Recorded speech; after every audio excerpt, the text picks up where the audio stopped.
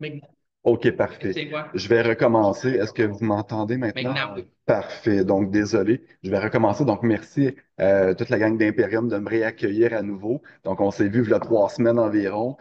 Donc, je suis pas habitué de faire des présentations le soir, mais c'est toujours, vous me maintenez en forme, là. C'est correct. Et puis, donc, comme je le mentionnais, je suis toujours en remplacement de ma collègue Josiane, donc, qui est en arrêt de travail, là, déjà depuis presque 2 mois. Et donc, on a eu des nouvelles de Josiane au courant de la journée hier. Donc, son invalidité va se prolonger encore quelques semaines. Donc, actuellement, sa date prévue de retour est fin mars. Donc, il y a des chances que je revienne vous voir peut-être au courant du mois de mars, là. Donc, on va continuer la tradition comme ça. Et puis, le sujet de la présentation ce soir, ça va être vraiment dédié à la vie universelle chez Beneva. Donc, ma présentation est quand même assez longue. J'ai environ 80 slides, mais on les passera pas tous ensemble, là. Donc, moi, ce que je vous propose, je vais revenir à la base de la vie universelle. Je vais vous présenter le produit de Beneva, la structure ou la mécanique du produit de la vie universelle. Et ensuite, sur mes 80 slides, j'en ai à peu près 50 c'est des concepts de vente. Donc, j'ai 7 concepts de vente à vous présenter, mais c'est plutôt sur comment positionner la vie universelle chez vos clients ou dans vos recommandations d'assurance. Donc, des fois, c'est juste des idées. Donc, c'est pas nécessairement là, des concepts clés en main, là. C'est une façon différente de voir le produit. Donc, le produit de vie universelle, la caractéristique, bon, là, j'ai passé l'introduction déjà, mais on va voir le survol, la structure, les caractéristiques clés et finalement les différents concepts. Donc, au niveau du marché de la vie universelle, c'est un produit qui est un peu cyclique à travers le temps. Donc, dépendamment des phases de rendement. Donc, c'est un produit qu'on va dire hybride, donc qui combine une protection d'assurance vie. Donc, à la base, c'est réellement un produit d'assurance vie sur lequel on vient greffer un compte d'investissement. Donc, le client a le plein contrôle sur les différents paramètres du contrat. Donc, il choisit les différents éléments et il peut les modifier à travers le temps. Donc, il y a le plein contrôle sur plusieurs éléments du produit qu'on va voir dans la phase de la mécanique du produit comme tel. Donc, il y a aussi, à travers le temps, les derniers 15 ans, les taux d'intérêt ont diminué beaucoup, sauf dans les 2 dernières années, là, ou dans les 3 dernières années où les taux ont augmenté beaucoup. Mais on vient de sortir d'une période de taux d'intérêt très faible. Donc, ce qui a eu un impact important sur les coûts d'assurance garantis à long terme. Donc, les coûts de Tessan ou les vies entières, le coût d'assurance a plus que doublé sur une période de 10 ans. Donc, ce qui a fait en sorte que ça a incité, si on veut, les clients à essayer de trouver les conseillers, à trouver des solutions peut-être un peu moins dispendieuses pour avoir des garanties à long terme. Puis une de ces solutions-là, c'est le coût d'assurance TRA, donc dans lequel, en réalité, c'est le client qui est responsable du risque de rendement. Donc, l'assureur transfère sur les épaules du client la responsabilité de faire du rendement pour payer, pour construire sa réserve en capital, si on veut.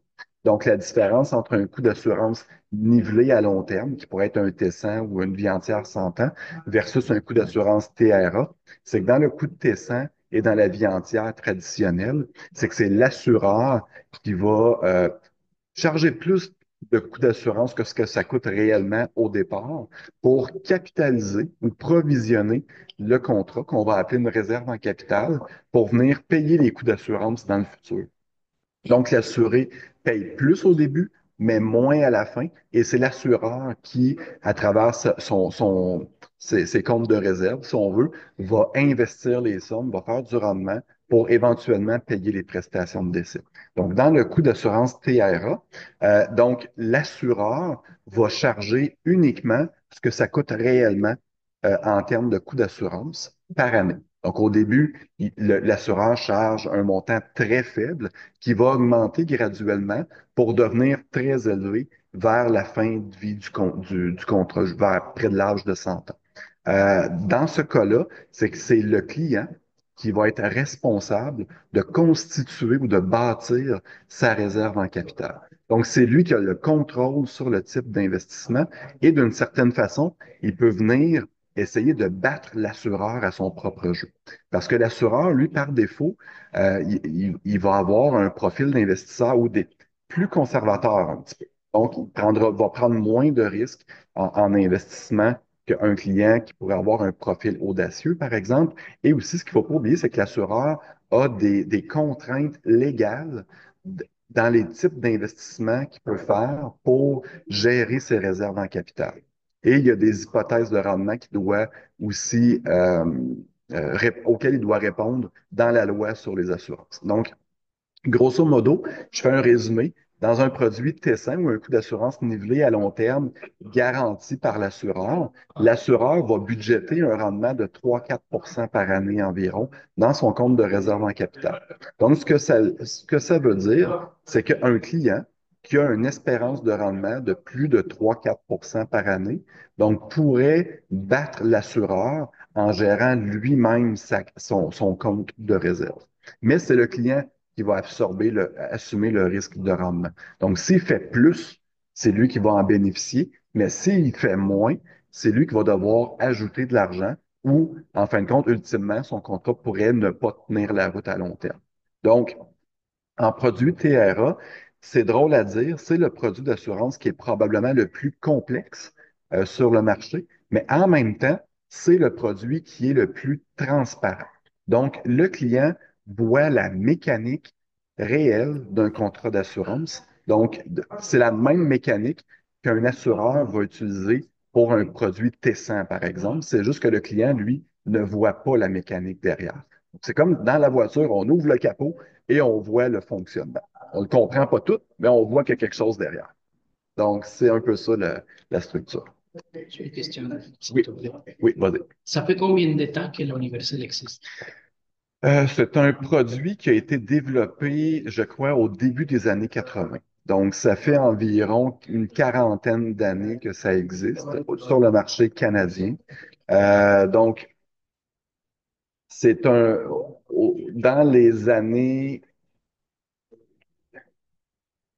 fin 80, début 90, c'était un produit qui était extrêmement populaire, la vie universelle, parce que les taux d'intérêt garantis étaient très élevés. Donc, on va parler d'un CPG 5 ans qui versait peut-être du 8, 9, 10 d'intérêt. Donc, c'était très intéressant pour les clients d'utiliser le contrat de vie universelle. Par contre, à travers le temps, là, dans les 30 dernières années, ben, tu sais, les rendements des CPG ont diminué beaucoup pour atteindre un plancher au début de la pandémie à peu près. Là. Donc, on parlait d'un CPG 5 ans qui était aux alentours de peut-être 1,5 là, donc au lieu de 10 donc, il y a eu un switch, si on veut, vers des contrats de vie entière participantes qui, eux, étaient pas populaires dans les années 80, de 90 parce que le taux de participation était moins intéressant que les taux de rendement des marchés boursiers. Donc, il y a eu des phases là-dedans. Là, on est dans une phase où, depuis à peu près 15 ans, ou la dernière crise économique, les rendements boursiers ont pratiquement systématiquement surperformé les taux de participation des vies entières participées. Donc, on est dans une phase où quand même le produit de vie universelle est quand même populaire dans différents marchés depuis à peu près une dizaine d'années quand même.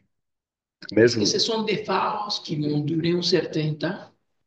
On ne sait pas. ultimement, ça finit par... Ben, le marché boursier est toujours cyclique, donc on est toujours sujet à avoir une correction boursière.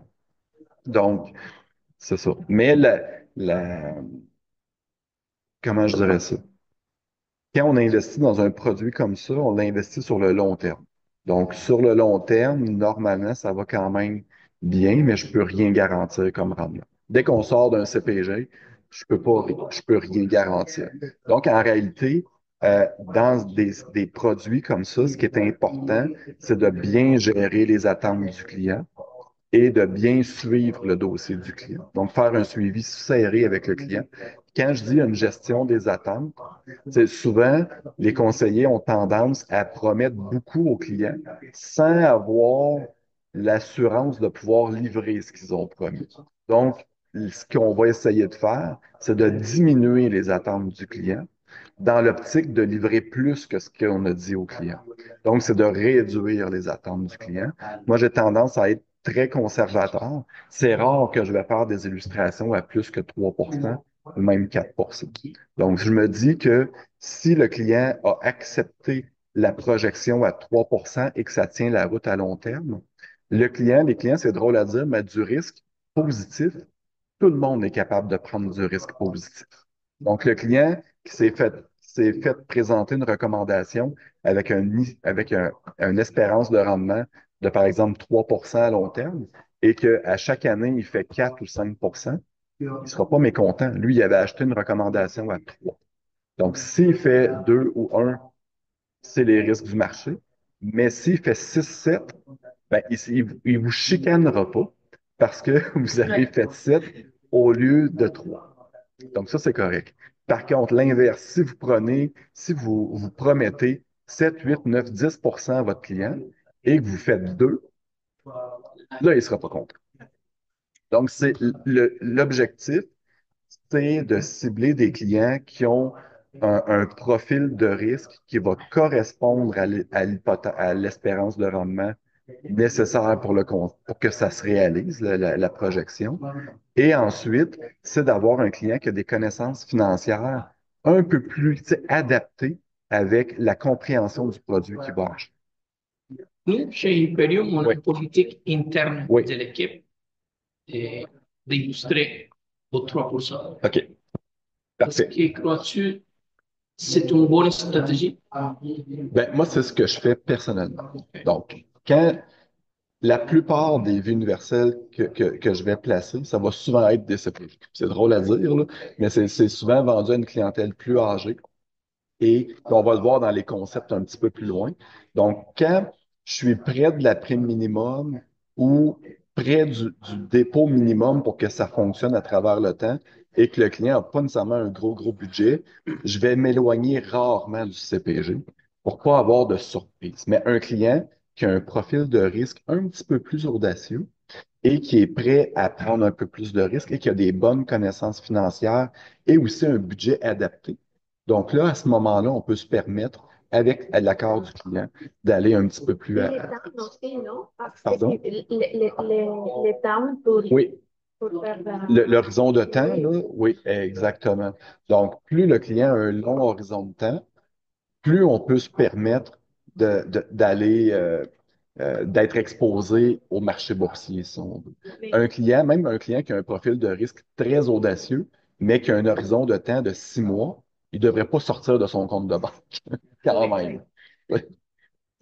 Quand tu parles des connaissances de finances pour les clients, c'est à quel niveau ça commence? Ben, ça prend des connaissances suffisantes pour savoir c'est quoi les types d'investissements et de comprendre le produit auquel il va adhérer. Donc, qui va comprendre que son produit d'assurance comporte un volet épargne et que c'est lui qui a le contrôle sur les placements à l'intérieur et qui comprend que le rendement du placement peut varier à travers le temps. Donc, peut varier positivement et négativement. Donc, dans le profil d'investisseur, il y a des simulations. Donc, le client, est-ce qu'il est à l'aise avec une baisse de, je sais pas, je me souviens plus exactement des questions, là, mais avec une baisse de, par exemple, 10%. Donc, c'est quoi sa réaction? Est-ce qu'il liquide tout son portefeuille ou il en rajoute parce que c'est une occasion? Donc, ça va déterminer quel type de profil de personnalité d'investisseur que vous avez devant vous. Donc, Ça, c'est notre travail de bien exactement. expliquer aux clients C'est ça. les Puis produits. nous, chez Beneva, on ne s'occupe pas de votre conformité comme telle dans votre travail. Donc, c'est vraiment votre cabinet qui va vous superviser, qui va établir vos guidelines finalement, là, donc les paramètres d'illustration que vous allez pouvoir présenter, donc avec lesquels ils sont à l'aise que vous travaillez. L'expérience est très exigeant par rapport à l'universel. Même nous, en illustrant, à 3 ou à 4%. On a déjà eu comme vérifié, mais quand même, on le sait qu'avec Experior, au niveau des compliance, c'est très serré. Parfait. Mais si le client a accepté le scénario à 3% et qu'il fait 6, très bonne nouvelle. Si vous avez vendu à 6 et il fait 4, il ne sera pas content. Donc, c'est toujours la gestion des attentes qui est importante dans notre domaine. Et donc, grosso modo, je vais continuer aussi. J'avais dit 15-20 minutes, puis là, je vais complètement dépasser mon temps. Mais, donc, la prémisse de base, c'est que la vie universelle TRA ne convient pas à toutes les situations. Donc, comme je le mentionnais, ça prend un client avec des connaissances financières suffisantes pour comprendre le produit et comprendre les types d'investissements qu'il va détenir dans son contrat. Ça prend quelqu'un qui a quand même un budget correspondant à la stratégie aussi, et un horizon de temps relativement long aussi. Mais en même temps, un produit Tessin, un produit vie entière, ne correspond pas nécessairement à toutes les situations non plus. Un produit temporaire, non plus. Donc, chaque produit correspond à un type de clientèle. Donc, ce qui est important, c'est d'adapter ou d'aligner votre recommandation en fonction des besoins de votre client. Donc, il n'y a pas de produit pas bon, il n'y a pas de meilleur produit, il y a simplement le bon produit pour le bon client. C'est votre rôle de procéder à l'analyse de besoins financiers et de venir présenter dans vos recommandations le produit qui correspond à la situation de votre client. Puis ensuite, ben, il y a toutes les discussions que vous allez avoir avec votre client, parce qu'un produit de vie universelle, ça prend quand même un suivi serré annuel. Donc, si vous pensez ne pas être capable d'avoir des contacts fréquents avec votre client, vous êtes peut-être mieux de ne pas présenter le produit de vie universelle parce qu'un produit de vie universelle qui est laissé à lui-même pendant 5 ans, 10 ans, sans révision, sans mise à jour de la part du conseiller, c'est un produit qui s'en va dans le mur. Donc, ce qui est important, c'est aussi d'accompagner le client à chaque fois qu'il reçoit un relevé annuel de police parce qu'il y a un volet épargne dans le produit d'assurance vie et le client, au départ, il a compris votre stratégie. Mais dans 5 ans, quand il va voir que peut-être 4, 5 000 de valeur de rachat dans son compte et qu'il ne se souvient plus qu'il est en train de construire sa réserve en capital pour couvrir les coûts d'assurance futurs et il a besoin d'argent où il dit, ah, je vais faire un retrait. Je vais sortir de 5 000. Mais les cas que je vois à travers le temps de vie universelle qui sont problématiques, c'est souvent soit que le client n'a pas fait le rendement attendu par rapport à l'illustration qui était présentée. Donc, c'est souvent des illustrations qui ont été présentées avec un taux d'intérêt, taux de rendement élevé et le client n'a pas fait le rendement attendu. Ou encore, c'est que le client a fait des retraits en cours de route qui n'étaient pas prévus au départ. Donc, C'est ça. Alors, vraiment, les plans qui ont fait dans les investissements, c'est pour payer la police, oui. pas pour sortir l'argent. Si c'est pour un autre objectif, il faut que ce soit clair dans vos recommandations et à chaque année que vous faites votre révision, ben, vous revenez sur l'objectif du produit, puis vous vous assurez que la situation du client n'a pas changé, que c'est toujours en lien avec ses objectifs. Donc, si l'objectif, c'était de procéder à des retraits à l'année, je ne sais pas, 15 ou 20, ben c'est correct. C'est juste que faut être conscient que ce soit prévu.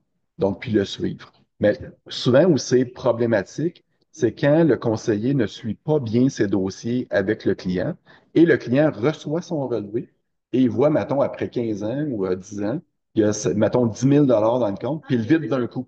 Puis là, on se ramasse 3, 4 ans plus tard, le client reçoit une lettre de déchéance, vous aussi. Puis là, on se rend compte que pour faire la remise en vigueur, mais c'est plus 100 par mois qu'il faut mettre, c'est 400 par mois. C'est toujours à ces clients-là que ça arrive qui sont plus assurants. Donc, on voit des drôles de dossiers. Donc, le produit universel, c'est un produit qui est complexe, qui est très avantageux pour les clients, mais qui demande un suivi serré de la part du conseiller au client.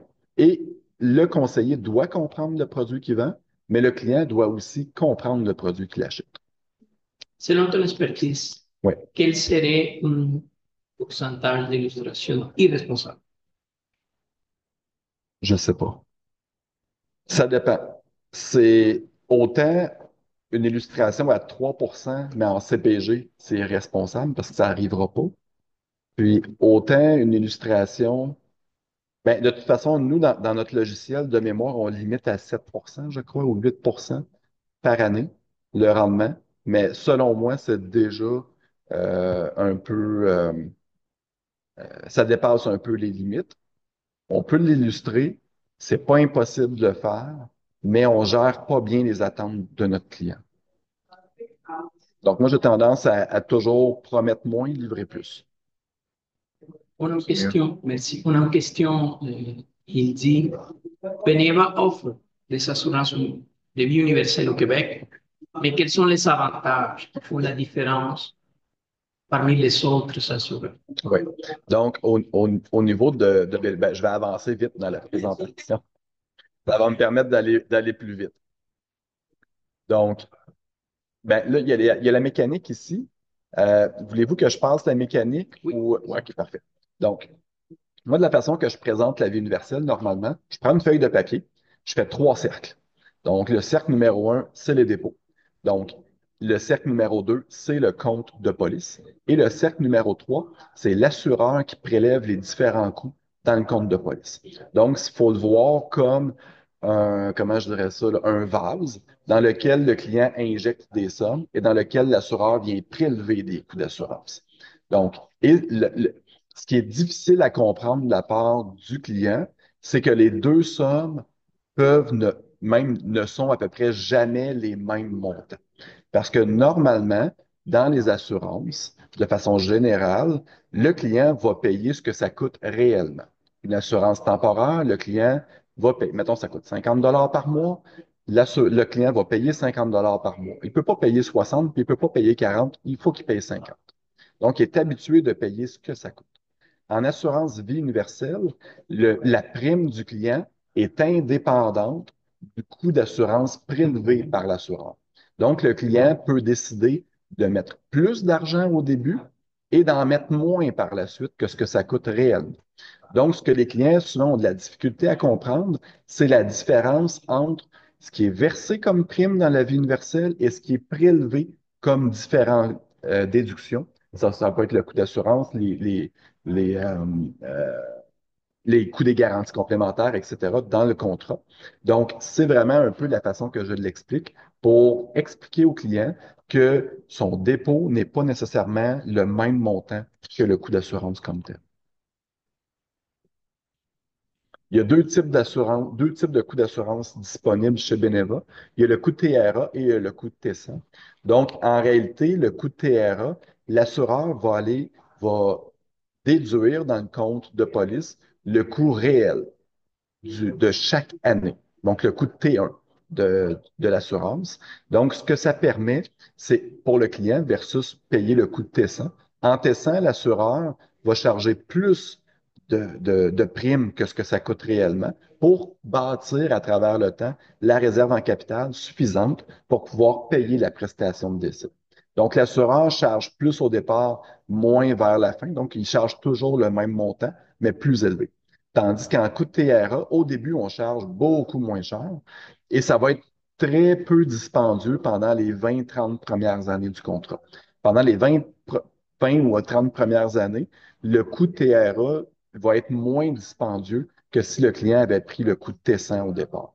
Par la suite, comme on charge le coût réel, plus le client avance en âge, plus le coût de T1 augmente et il augmente rapidement vers la fin du contrat. Donc, le but du TRA, c'est dans la première phase, je ne sais pas si vous voyez ma souris, mais dans la première phase, c'est que la différence versée ici permet au client de l'investir lui-même et c'est dans cette phase-là que le client peut essayer de battre l'assureur, entre guillemets, au jeu de l'assurance et de faire un rendement plus élevé que ce que l'assureur pourrait faire ou va budgéter. Donc, Mais le danger de ça, c'est que comme c'est le client qui supporte le risque de rendement, donc si il y a un bon rendement, il va être gagnant, mais s'il y a un mauvais rendement, il va être perdant.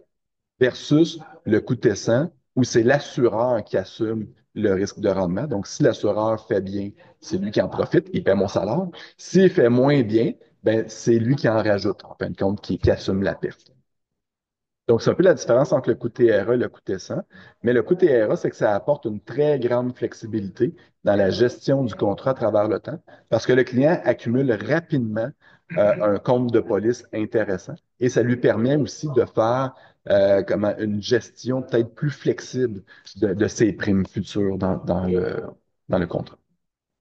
Au niveau des types de capital d'essai, donc on a deux capital d'essai différents, capital croissant ou capital nivelé. Donc, capital croissant, c'est qu'on ajoute le compte de police au montant d'assurance initiale. Donc, la prestation de décès va varier, va être additionnée du compte de police à travers le temps. Le capital nivelé, c'est un peu différent. Donc, la prestation de décès va être fixe à travers le temps et à mesure que le client va capitaliser son contrat d'assurance, le montant au risque, donc le montant d'assurance, va diminuer à travers le temps. Donc, c'est une stratégie pour transformer un capital d'assurance en compte d'investissement à l'abri de l'impôt, d'une certaine façon. Donc, graduellement, le montant au risque diminue et il peut diminuer pour un montant aussi bas que 5 000 Donc, on peut partir, par exemple, de 300 000 et à travers le temps, diminuer graduellement puis tomber à 5 000. Donc, c'est une, comment je dirais ça? Sauf que la prestation de décès, elle est fixe.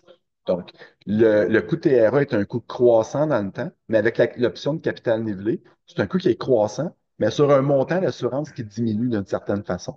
Donc, ça fait en sorte que les capitaux d'essai nivelés, ça tient plus la route à travers le temps et on va les utiliser principalement pour les clients plus âgés.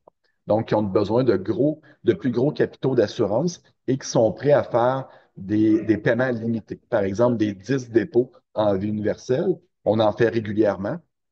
Donc, ça permet aux clients d'injecter des sommes importantes dès le départ pour réduire beaucoup le montant au risque au départ et avoir un capital d'essai qui est fixe. Mais c'est une stratégie qu'on va utiliser principalement pour des contrats détenus par des entreprises, donc des compagnies. Donc, on va faire un transfert d'actifs du compte d'investissement de la compagnie vers un contrat d'assurance pour des questions fiscales, finalement. Donc, c'est un outil de gestion fiscale, planification successorale. Mais pour monsieur, madame, tout le monde ou les clients plus jeunes, souvent, on va aller vers le capital croissant. Donc, les clients ont beaucoup plus de temps devant eux. Souvent, on va avoir un profil de risque un petit peu plus audacieux avec une espérance de rendement peut-être un petit peu plus élevée aussi. Et sur une longue période de temps, souvent, le compte de police va venir compenser le coût d'assurance qui va être prélevé sur un montant qui est fixe. Le capital de risque qui est fixe. Donc ici, on réillustre de façon différente la notion de de prime versus coût d'assurance. Donc au niveau de la prime, ce qu'il faut savoir, c'est qu'il y a une prime minimum qui est demandée pour mettre en vigueur le contrat. Donc chez Beneva, on ne veut pas mettre en vigueur un contrat qui va tenir seulement 2, 3 ans. Donc on s'arrange pour que le client ait un certain engagement à plus ou moins long terme là, avec Beneva.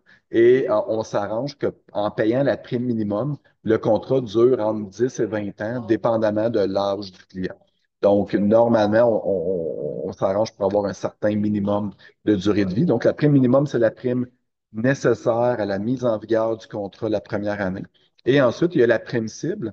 La prime cible, là, ça sert uniquement pour votre rémunération. Donc, on va calculer le taux de CPA sur la prime cible et l'excédent de la prime cible va être rémunéré à 5 jusqu'à la prime maximum.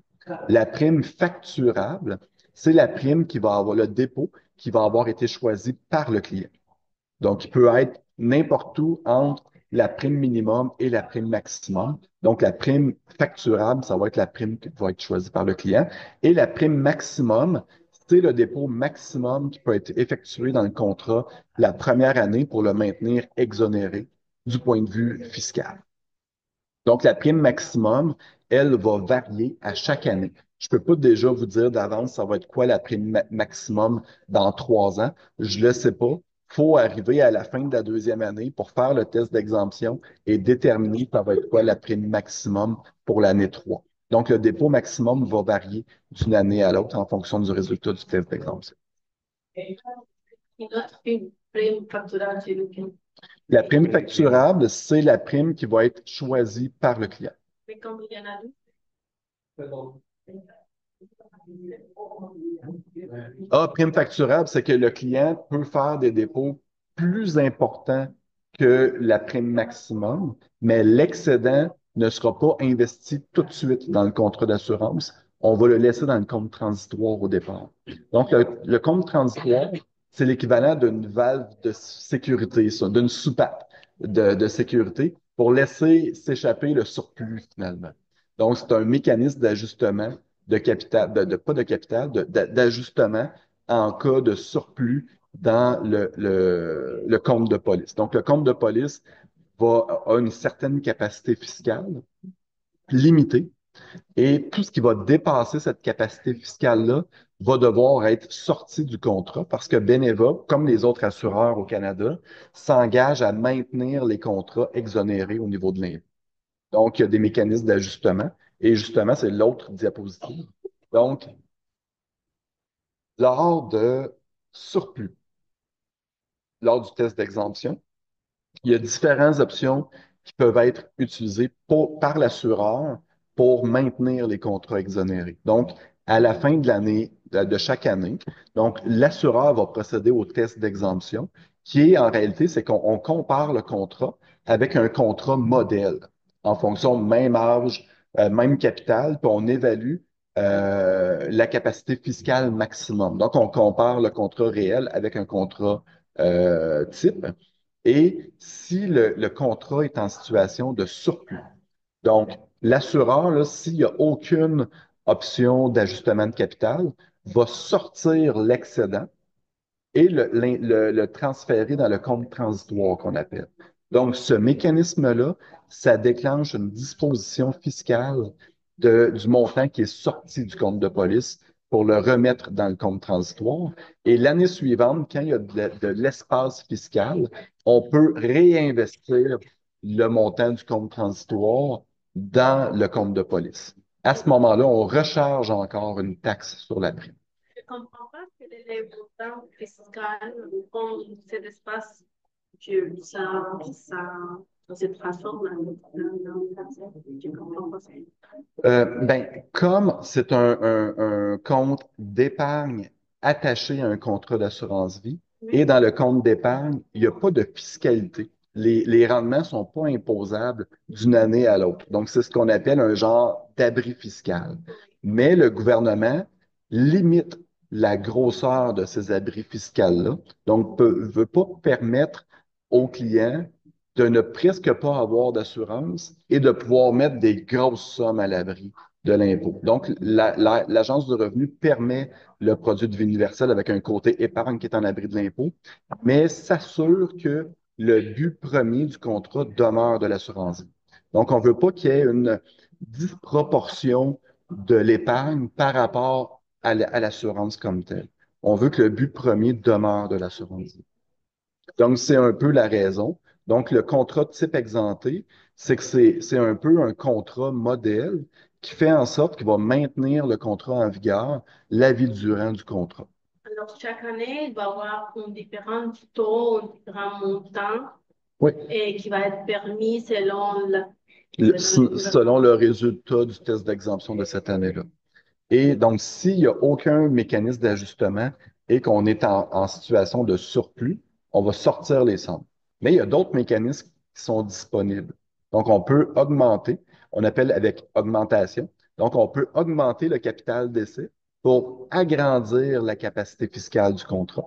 Donc, légalement, on peut augmenter jusqu'à 8 le capital d'essai par année pour être capable d'agrandir la capacité fiscale du contrat. Donc, avec l'option augmentation, c'est que si on en a besoin, on l'augmente. Et après ça, ça reste au même montant. Donc, ensuite, on a l'option augmentation et diminution. Donc, augmentation et diminution, c'est que si lors du test d'exemption, on a besoin d'une capacité fiscale plus importante, on va l'agrandir. Et lors d'un autre test d'exemption, donc si on a trop de capacité fiscale, on va réduire la taille du contrat du capital d'essai pour se coller le plus possible sur le montant le plus efficient possible au niveau fiscal. Et on ne peut pas diminuer plus bas que le capital initial. Donc, je pars avec 100 000 dollars. Une année, j'ai un gros surplus qui augmente à 108 000. Et l'année d'après, j'en ai plus besoin, je peux redescendre à 100 000. Mais le 100 000, c'est le plancher. Ensuite, on a les options maximiseurs. Le maximiseur, c'est un peu comme augmentation et diminution, mais il n'y a pas de plancher. Ou en fait, le plancher, c'est 25 000 dollars. Donc, même si on part à 1 million de capital, si on en a besoin, on l'augmente. Si on n'a pas besoin, on le diminue. Mais on peut diminuer plus bas que le capital initial. Et l'objectif du maximiseur, c'est d'avoir le contrat le plus efficace fiscalement possible en fonction de la grosseur du compte de police. Donc, plus le client va injecter de l'argent, plus le contrat va grossir en termes de capital d'essai. Mais si le client n'injecte plus d'argent, et que il y a une crise financière, moins 20 ça se peut très bien que le capital réduise beaucoup. Donc, il peut diminuer de 15 par année, année après année.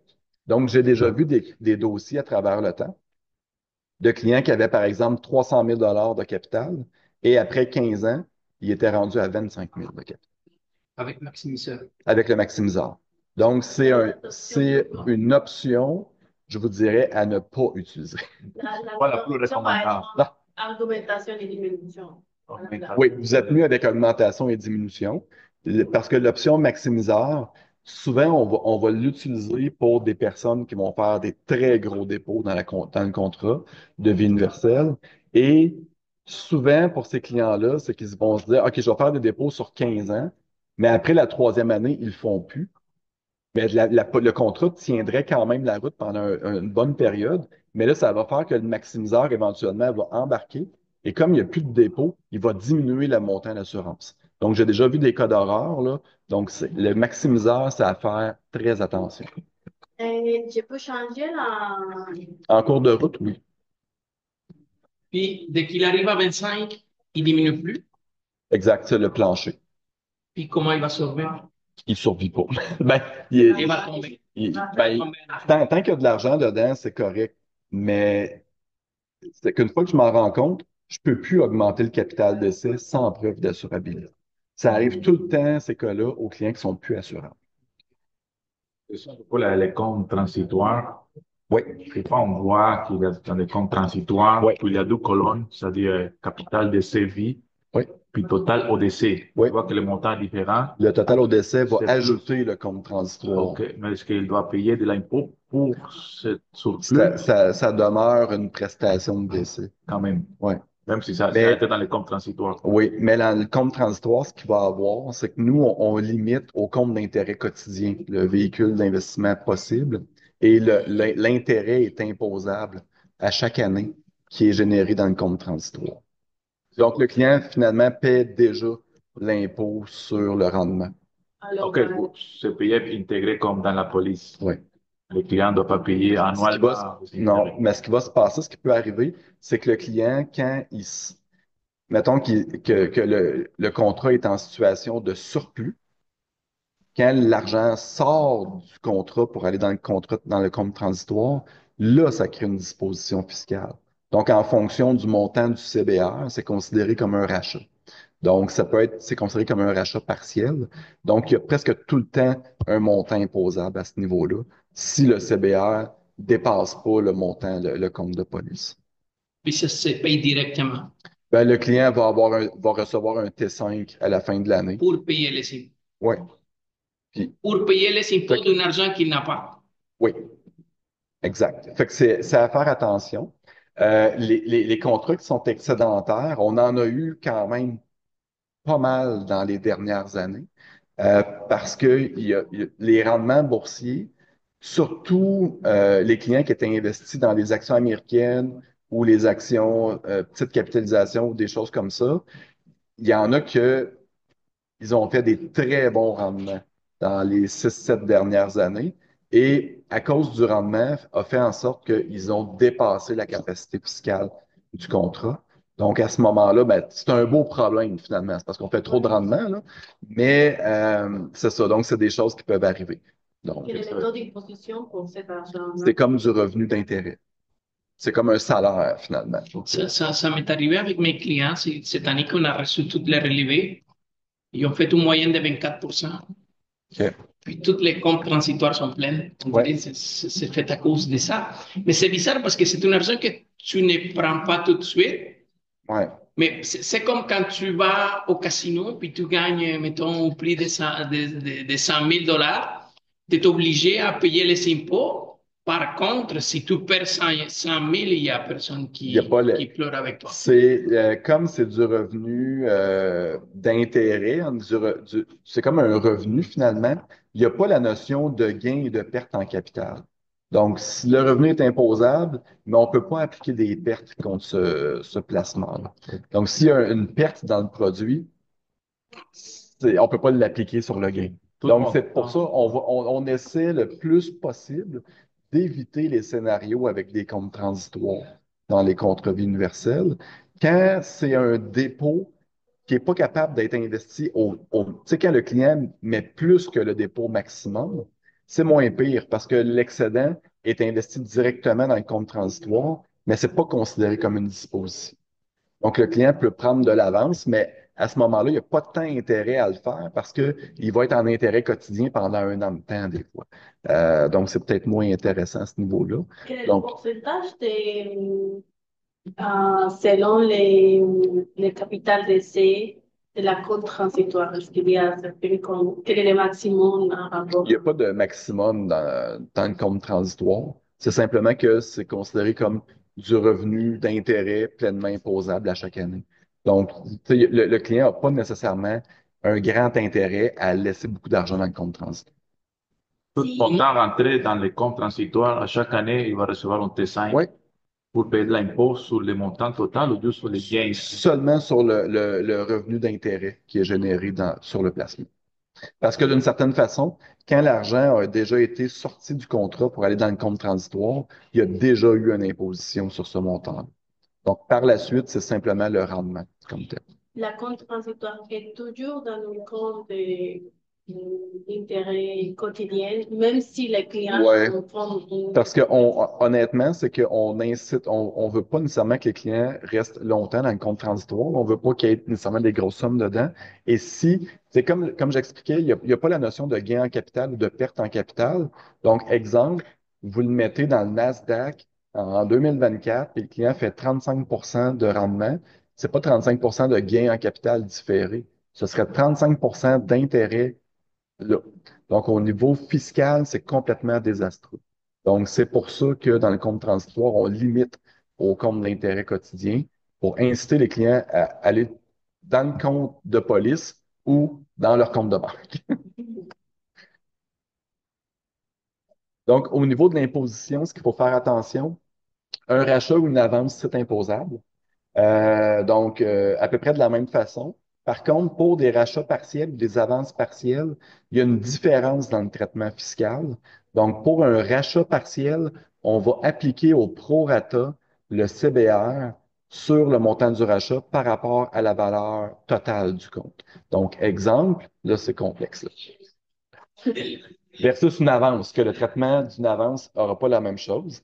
Donc, exemple, le client 100 000 de compte de police, 50 000 de CBR. Donc, s'il rachète le contrat en totalité, il y a 50 000 imposables. Donc, la valeur de rachat totale moins le CBR est imposable. Si le client, le même client, au lieu de faire un rachat total, fait un rachat partiel, il va retirer 50 000 sur 100 000 il y a un CBR de 50 000. Si c'est un rachat partiel, on va appliquer 50 du CBR sur son rachat de 50 000. Donc, ça va être 50 000 moins 25 000. Il va avoir 25 000 imposables sur son rachat partiel. Le même client, 100 000 de valeur de rachat, 50 000 de CBR, il fait une avance partielle de 50 000. On va appliquer en totalité le CBR sur le montant de l'avance. Donc, en réalité, le montant de l'avance qui va être imposable, c'est ce qui va dépasser le CBA. Donc, une avance partielle de 50 000, dans ce cas-ci, ne serait pas imposable. Donc, ce serait 50 000 moins 50 000, $0 imposable. Mais, taux d'intérêt chargé de 7,5 à peu près sur l'avance qui va s'accumuler et qui va être déduit du capital d'essai. C'est la moyenne des bénévoles. Ben, actuellement, notre taux, c'est à peu près 7,2 sur les taux, sur les avances. L'année dernière, c'était à 9,5 à peu près. Ok, ça change. Ça veut dire que c'est un prêt. Oui, un prêt directement dans le contrat. C'est pas un prêt en collatéral. Mais ce prêt-là, il n'y a pas d'imposition. Euh, une avance, c'est considéré comme une disposition de contrat d'assurance. Si c'est un prêt en collatéral, ce n'est pas considéré comme une avance de contrat. Actuellement, chez Beneva, on n'a pas d'entente avec un prêteur. Donc, les clients peuvent faire des prêts collatéraux sur nos contrats, mais ils doivent faire eux-mêmes les démarches avec un prêteur. La banque. Ça veut dire mettre la police en En garantie. garantie, oui. On fait les garanties, on signe les hypothèques de contrat en faveur de prêteurs, mais on n'a pas d'entente avec un prêteur comme tel. Mais encore là, ce qu'il faut faire attention, c'est que le prêt est le montant du prêt dans ce cas-là est non imposable pour le client, mais il ne faut pas oublier que c'est un taux variable quand même qui est chargé et que les héritiers, ultimement, ils n'auront pas nécessairement d'argent beaucoup. Donc, il faut faire attention aussi. Les taux, c'est variable. C'est variable, c'est tout le temps des taux variables. Ça Combien? Pour les collatérales. Oui, aussi. Ça peut s'appliquer pour une vie universelle Oui, parce que c'est ce qu'on trouve souvent dans le milieu, c'est qu'on peut avoir un prêt sur la police, sur une permanente, mais c'est plus difficile avec une universelle. c'est beaucoup plus difficile à cause de la volatilité des rendements. Donc, souvent dans les permanentes, soit participantes ou vie entière traditionnelles. Dans les vies entières traditionnelles, les valeurs de rachat sont garanties. Donc, c'est relativement facile pour le prêteur d'évaluer la direction ou l'évolution du contrat. Pour la participante, c'est un peu la même chose. C'est pas garanti, mais il y a une grande stabilité dans les participations. Donc, à travers le temps, les participations ont diminué, mais ils ne seront pas à moins 20 une année. Tandis qu'en vie universelle, surtout quand le contrat est mis en garantie, souvent le prêteur va demander à ce que l'investissement soit transféré soit dans un CPG ou dans un fonds obligatoire pour justement limiter la volatilité. Donc souvent, puis ils vont limiter aussi le pourcentage de garantie ou de mise en garantie du prêt. Souvent, ils n'auront pas beaucoup plus que 60 de la valeur de rachat en vie universelle et en vie entière ou vie participante. Des fois, le client va peut-être pouvoir avoir un peu plus là, de montant de prêt. Donc, à ce moment-là, par contre, ce qu'il faut regarder, euh, des rachats partiels puis des avances de contrat, c'est possible d'en faire plusieurs dans le contrat et de les étaler sur différentes années fiscales aussi. Donc, des fois, ce qui peut être intéressant, surtout pour un retraité ou un semi-retraité ou quelqu'un qui a le contrôle sur son niveau de revenu, par exemple un travailleur autonome qui serait incorporé ou des choses comme ça. Donc, c'est possible de faire un premier rachat partiel le 15 décembre et de faire un deuxième rachat partiel le 15 janvier. Donc, sur 2 années fiscales différentes. Donc, c'est permis. Donc, on peut jouer avec la fiscalité du contrat à ce moment. Donc, maintenant, je reviens avec la réponse à ta question un peu plus tôt sur le produit Beneva comme tel. Donc, notre produit, 3 caractéristiques clés, simple, flexible et très concurrentiel. Donc, notre élément clé dans notre produit, là, selon moi, c'est vraiment la flexibilité. Donc, on a probablement le produit Vie universel le plus flexible de l'industrie et notre coût d'assurance TRA. Et si c'est pas le plus bas au Canada, on est dans les plus bas au Canada. Donc, on est vraiment extrêmement compétitif dans ce marché-là. Donc, c'est un produit qu'on veut vendre, qui touche à notre marché cible, qui est le marché familial, classe moyenne, moyenne élevée. Donc, on cible une clientèle de professionnels, d'une certaine façon, avec des revenus peut-être un petit peu plus élevés que la moyenne. Et Donc, c'est à peu près ça. Donc, on a à peu près tous les types de, de coûts d'assurance ou de types de contrats. Là, on peut le vendre soit en contrat individuel, conjoint premier décès, conjoint dernier décès. Deux types de coûts d'assurance, TRA, T100. On peut adhérer jusqu'à 85 ans en TRA, jusqu'à 80 en T100. Juste pour vous dire, j'ai eu un contrat cette semaine. C'est une madame de 82 ans, VU TRA 5 millions. Wow. Donc, c'est Ça coûte des sous. 340 000 de prime annuelle. Wow. Ouais. Donc, on en fait des dossiers de vie universelle. Là, c'est sûr, c'est détenu dans une compagnie de gestion. La cliente est actionnaire de la compagnie de gestion, puis ils transfèrent des sommes, et ils transfèrent à peu près 3 millions sur 10 ans dans le contrat d'assurance pour payer l'impôt de la compagnie au moment du décès de l'actionnaire. Donc, c'est de l'argent qui est déjà existant, qu'ils font juste déplacer dans le contrat d'assurance pour utiliser la mécanique fiscale du compte de dividende en capital que je vais expliquer un petit peu plus tard dans la présentation. Quand tu dis, avant de rentrer, quand tu dis marché cible, quelles sont exactement les caractéristiques de marché cible? Notre marché cible chez Beneva, c'est la classe, le marché familial, classe moyenne, moyenne élevée. En réalité, ça touche 80% de la population du Canada. Donc, notre marché cible est très grand. Donc, Donc, c'est ça. Donc, au niveau des capitaux d'essai, en TRA, on a le capital croissant, capital nivelé. En TSA, on a uniquement l'option capital croissant. Mais le capital croissant, capital nivelé, je l'ai expliqué un peu plus tôt. Capital croissant, on ajoute le compte de police à la prestation de décès et au montant de décès. Et le capital nivelé, c'est une stratégie pour transformer le contrat d'assurance en compte d'épargne, en compte d'investissement à l'abri de l'impôt. Donc, ultimement, on remplace l'assurance par de l'épargne à travers le temps. Et quand le montant au risque tombe ou devient à 5 000 là, on augmente le capital d'essai. Donc, on vient, c'est un peu ce qu'on voit ici, là. Donc, à ce moment-là, le montant serait de 5 000 d'assurance. Le restant, c'est de l'épargne. Et quand ça dépasse, ben, c'est versé en addition comme prestation de décès. Donc, ça, c'est bon. Minimum 25 000, maximum 10 millions. Euh, on fait, Avant, on faisait plus que 10 millions, mais depuis 2 ans, on limite à 10 millions par client. C'est bénévole, mais on considère que pour la clientèle moyenne, classe moyenne, c'est 10 correct. millions. Ouais, Et tu viens de dire c'est 5 millions ouais, pour 340 000 ouais, par année. C'est ouais. combien? 30 000 par mois? Ouais, c'est comme un 25 000 par mois à peu près là, de dépôt. Classe moyenne, 25 000. C'est le salaire. Ouais, ouais, c'est ça. Donc, mais c'est pas parce qu'on cible la clientèle familiale qu'on n'a pas des dossiers plus importants à côté. C'est simplement que notre focus est mis sur servir la clientèle familiale, mais on dit pas non à des contrats plus élevés. Comme vous, là, tu sais, vous avez toute votre clientèle de prédilection, mais s'il y a un coup de circuit, un miracle qui apparaît, vous ne passerez pas à côté. Donc, au niveau des frais de rachat, en T100, il n'y en a pas. En TRA, c'est sur 9 ans.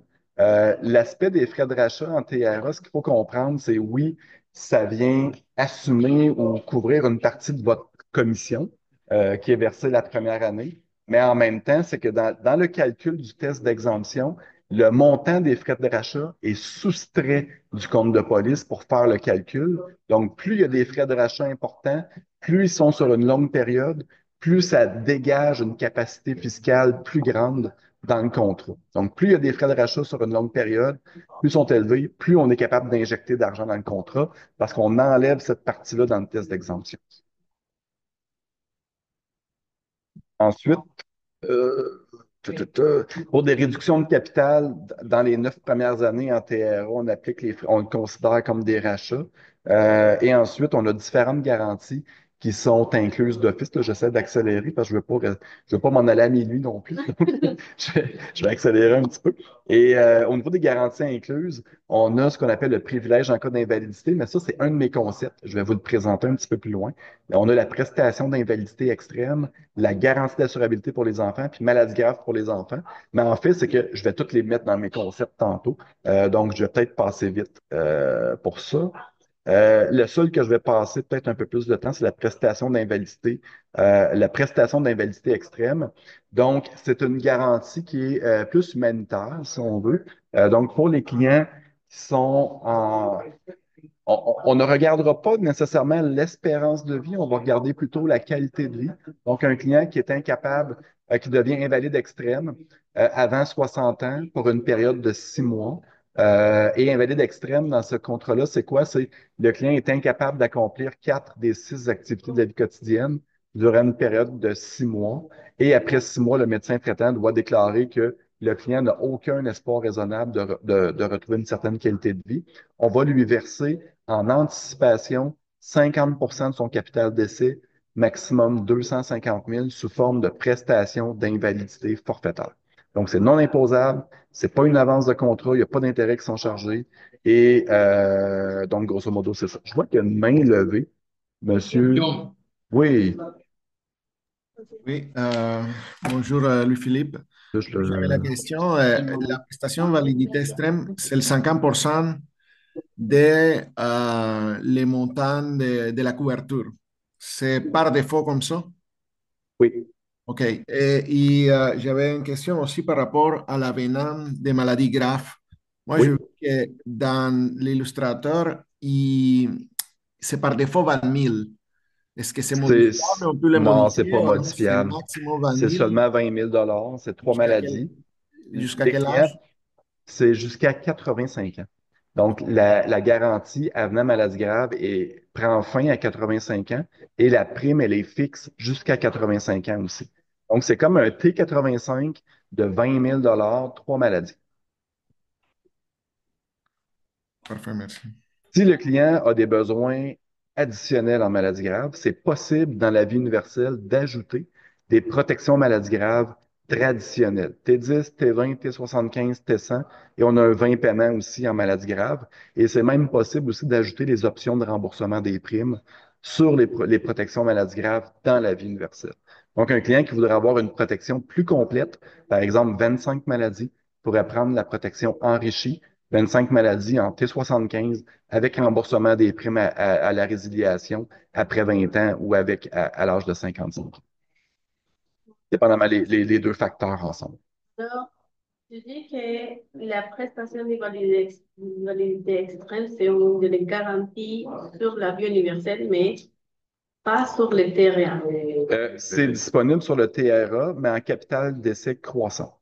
Donc, TRA, capital d'essai nivelé, il n'y a pas de prestation d'invalidité extrême. C'est uniquement dans la version capital croissant.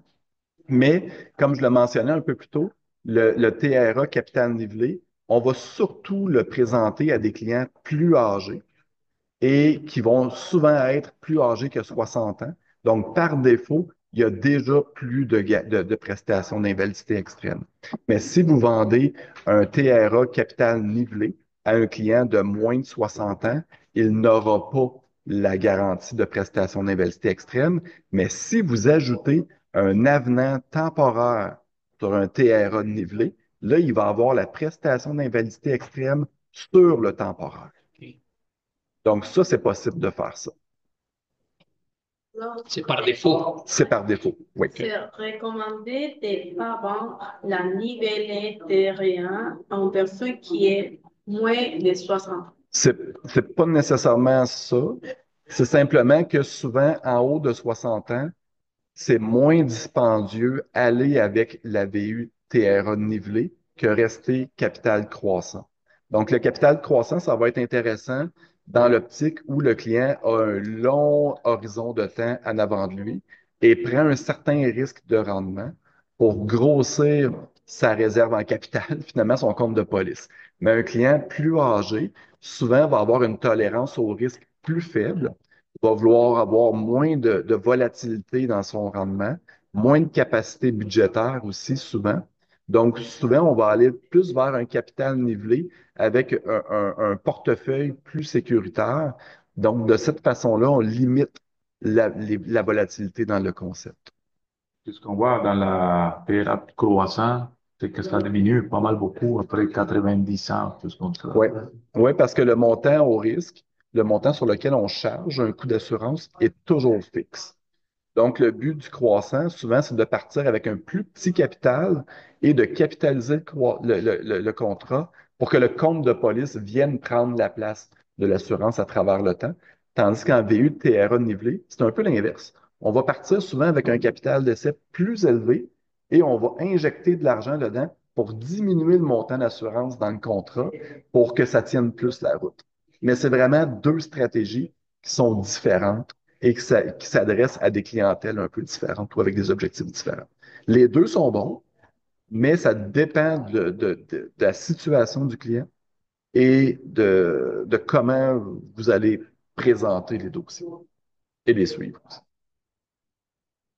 Mais il n'y a pas de bonne ou de mauvaise réponse. Euh, les garanties pour les enfants, je vais les passer rapidement parce que je les ai dans mes concepts un peu plus tard. Et c'est possible. Souvent, ce qui est intéressant dans le contrat de vie universelle, c'est de le considérer comme une base d'assurance permanente sur laquelle on va venir ajouter ou combler les besoins additionnels des clients avec de l'assurance vie temporaire, de l'assurance maladie grave, les avenants jeunesse pour couvrir les enfants. On peut avoir les exonérations des primes, des bénéfices en cas de mutilation ou de décès accidentel ou des bénéfices en cas de fracture. Euh, Dépendamment là, de la façon que vous positionnez vos produits, il y a des conseillers qui aiment ces garanties complémentaires-là, il y en a d'autres qui les aiment moins. Ça dépend vraiment de chacun et des objectifs des clients.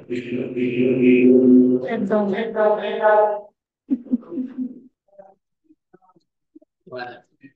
Je pense que je m'entendais Donc, OK. Au niveau des garanties complémentaires, au niveau des avenants temporaires, c'est nos produits Tempo Plus. Donc, de T10 jusqu'à T40, c'est des capitaux fixes. Ce qu'il faut faire attention dans la vie universelle, sur le produit temporaire, il n'y a pas de droit d'échange. Donc, dans les produits temporaires traditionnels, indépendants de la vie universelle, il y a un droit d'échange. Mais dans la version vie universelle, il n'y a pas de droit d'échange. Donc, il faut faire attention, c'est une limite du produit. Au niveau des assurances maladie grave, comme je le mentionnais, on a tous nos produits qui sont disponibles avec les options de remboursement des primes. On a l'avenant maladie grave, 20 000 trois maladies, beau, bon, pas cher. Donc, c'est la même sélection que pour l'assurance vie. Donc, le client qui sort standard en assurance vie, il est automatiquement admissible à cet avenant-là. Donc, c'est plus facile de passer pour l'avenant maladie grave, trois maladies, que dans un produit maladie grave traditionnel dans lequel on va considérer ou on va évaluer les antécédents familiaux, médicaux, des choses comme ça. Donc, ouais. Échange, ça veut dire quoi exactement? Échange. OK. Le droit d'échange, c'est entre la première et la cinquième année de vie du contrat. On peut échanger un temporaire vers un temporaire de durée plus longue. Donc, on peut échanger un T10 vers un T20, par exemple, ou un T15 vers un T20, ou un T20 vers un T30. Donc, vers un terme plus long. Donc, c'est ce qu'on va appeler le programme d'échange, le droit d'échange.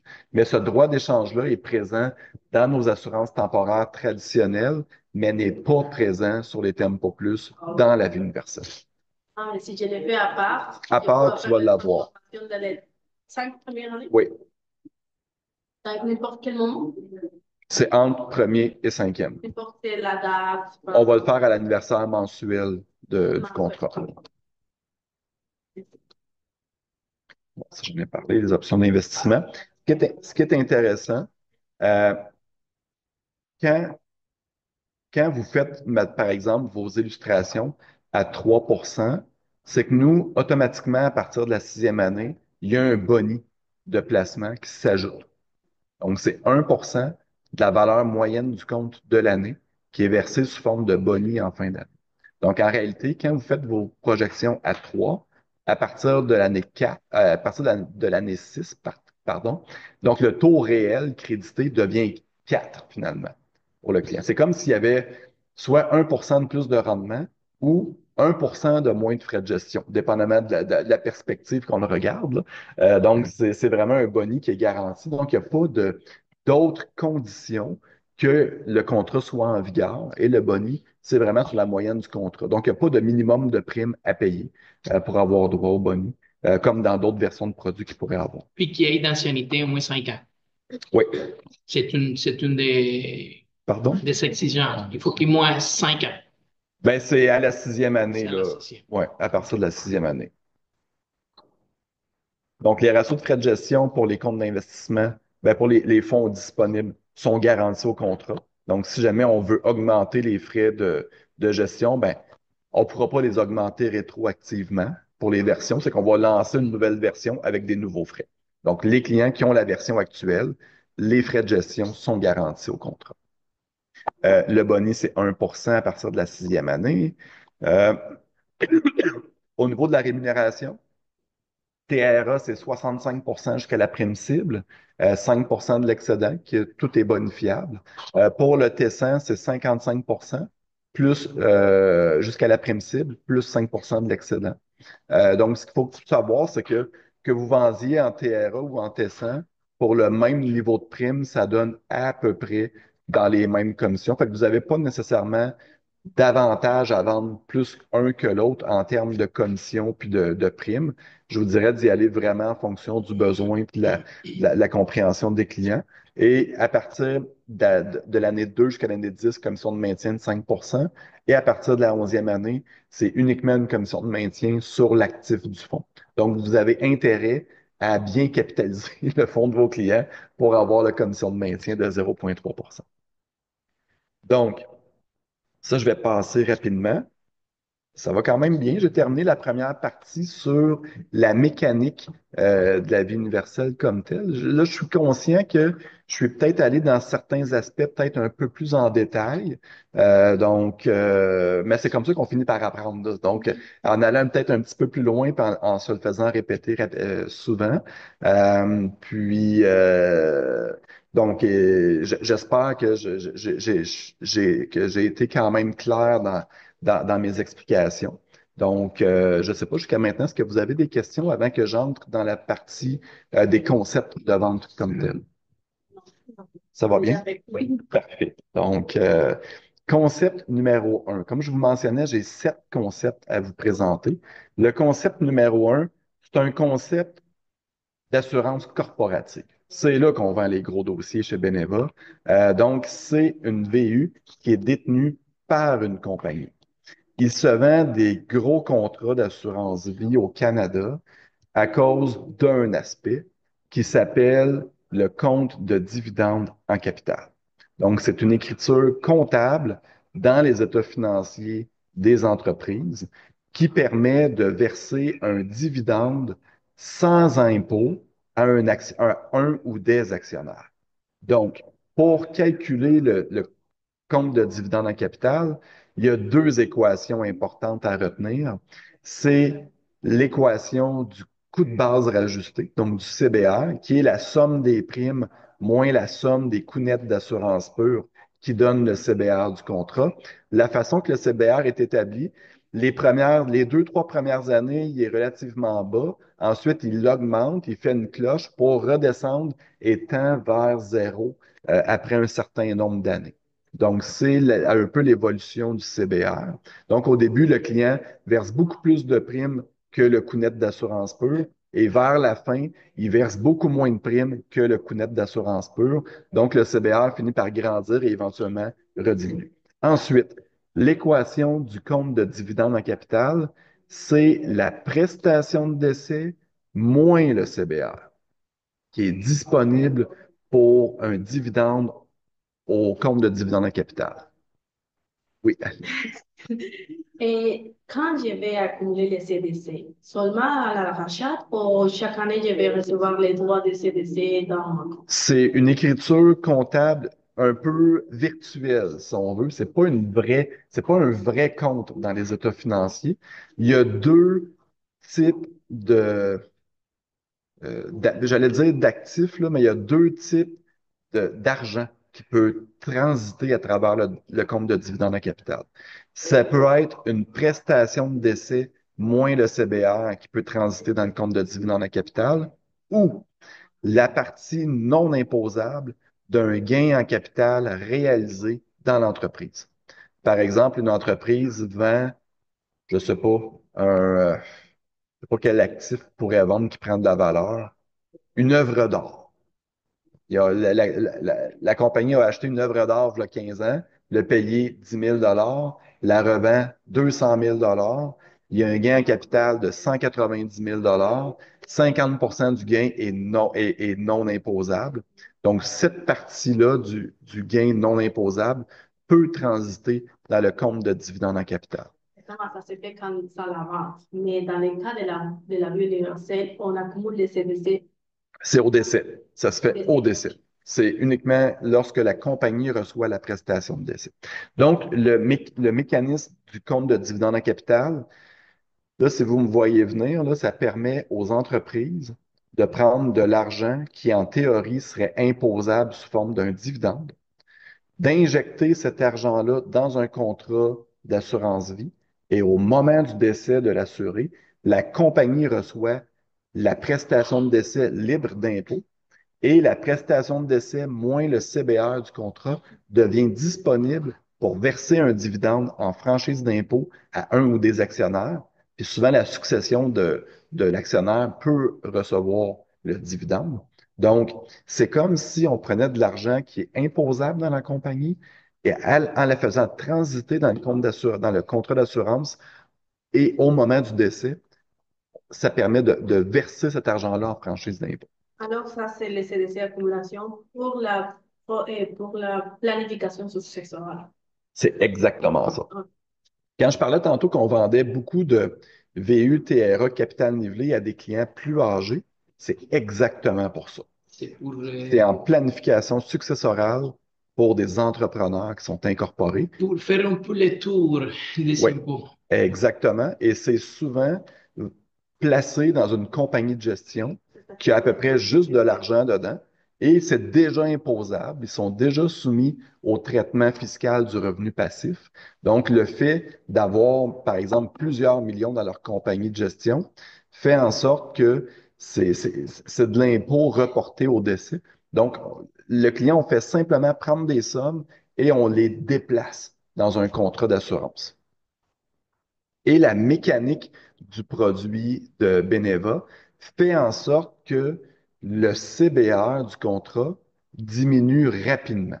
Donc, dans le cas d'une détention corporative, ce qu'on veut, c'est un CBR qui diminue très vite. Donc, notre VU TRA capital nivelé, le CBR diminue rapidement. Donc, ça permet de bonifier la valeur successorale nette après impôt en bonifiant le crédit au compte de dividende en capital. Là, je suis allé très loin là, au niveau technique. Oui. Donc, c'est simplement des fois pour un teaser pour vous. Si jamais vous tombez sur des clients âgés qui ont des compagnies de gestion et que la préoccupation numéro un des entrepreneurs, c'est de payer le moins d'impôts possible, ben, pensez qu'il y a des choses qui existent pour vous aider. Pour le privilège en cas d'invalidité. Prochain concept, je crois, de mémoire. Donc, comme on voit ici, là, juste avant d'aller dans l'autre concept, c'est l'évolution d'un CBR pour un homme de, par exemple, 76 ans, 75 ans. Donc, on voit les premières années, il est plus bas, puis il augmente graduellement pour redescendre par après. Mais quand on a un client de, mettons, 65 ans, souvent le CBR va tomber à zéro à peu près à l'âge, l'espérance de vie d'une certaine façon. Donc, c'est là qu'on bonifie le maximum le compte de dividende en capital. C'est une fenêtre de 15-20 ans. Une vingtaine d'années Vingtaine d'années. environ. Pour les clients plus âgés, les clients plus jeunes, ça va plus loin là, avant d'avoir le. alors, dans ce cas, si c'est 500 000 moins les CDC de 90 années dans l'année antérieure. Ce serait, par exemple, ouais, c'est ça, il y a 500 000 moins, Oui. mettons qu'il décède à 85 ans, c'est 500 000 moins 128 000 qui seraient disponibles pour le compte de dividende en capital. Et le 128 000, ben, si les clients, les actionnaires le veulent dans leur poche, ben là, ils seraient obligés de s'imposer comme un dividende.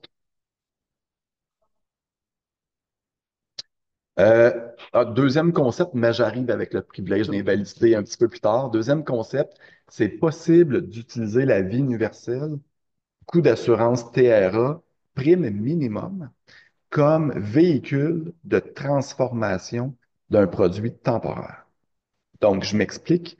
Un client qui aurait, par exemple, un T10 chez Beneva et qui arrive au renouvellement. Par exemple, on est dans la 9e année et demie. Puis là, il reçoit son avis de renouvellement. Sa prime passe de 50 par mois à 350 par mois. Le client vous appelle et dit, ben là, qu'est-ce que c'est ça? Ben là, ah, vous payez pas cher, mais c'est pour les 10 premières années. Enfin, là, vous faites votre pitch. Et mettons que le client est plus assurable et qui a toujours un besoin, mais pas nécessairement permanent. Il veut pas payer la prime d'un Tessin ou d'une vie entière traditionnelle, mais il a encore un besoin d'assurance temporaire, mais il veut pas payer la prime de renouvellement. C'est possible d'utiliser la vie universelle TRA prime minimum comme véhicule de transformation du temporaire. Donc, on pourrait exercer le droit de transformation du temporaire vers la VU TRA à prime minimum. Donc, c'est un élément de flexibilité. Là, c'est sûr que on vend un produit permanent dans une optique temporaire.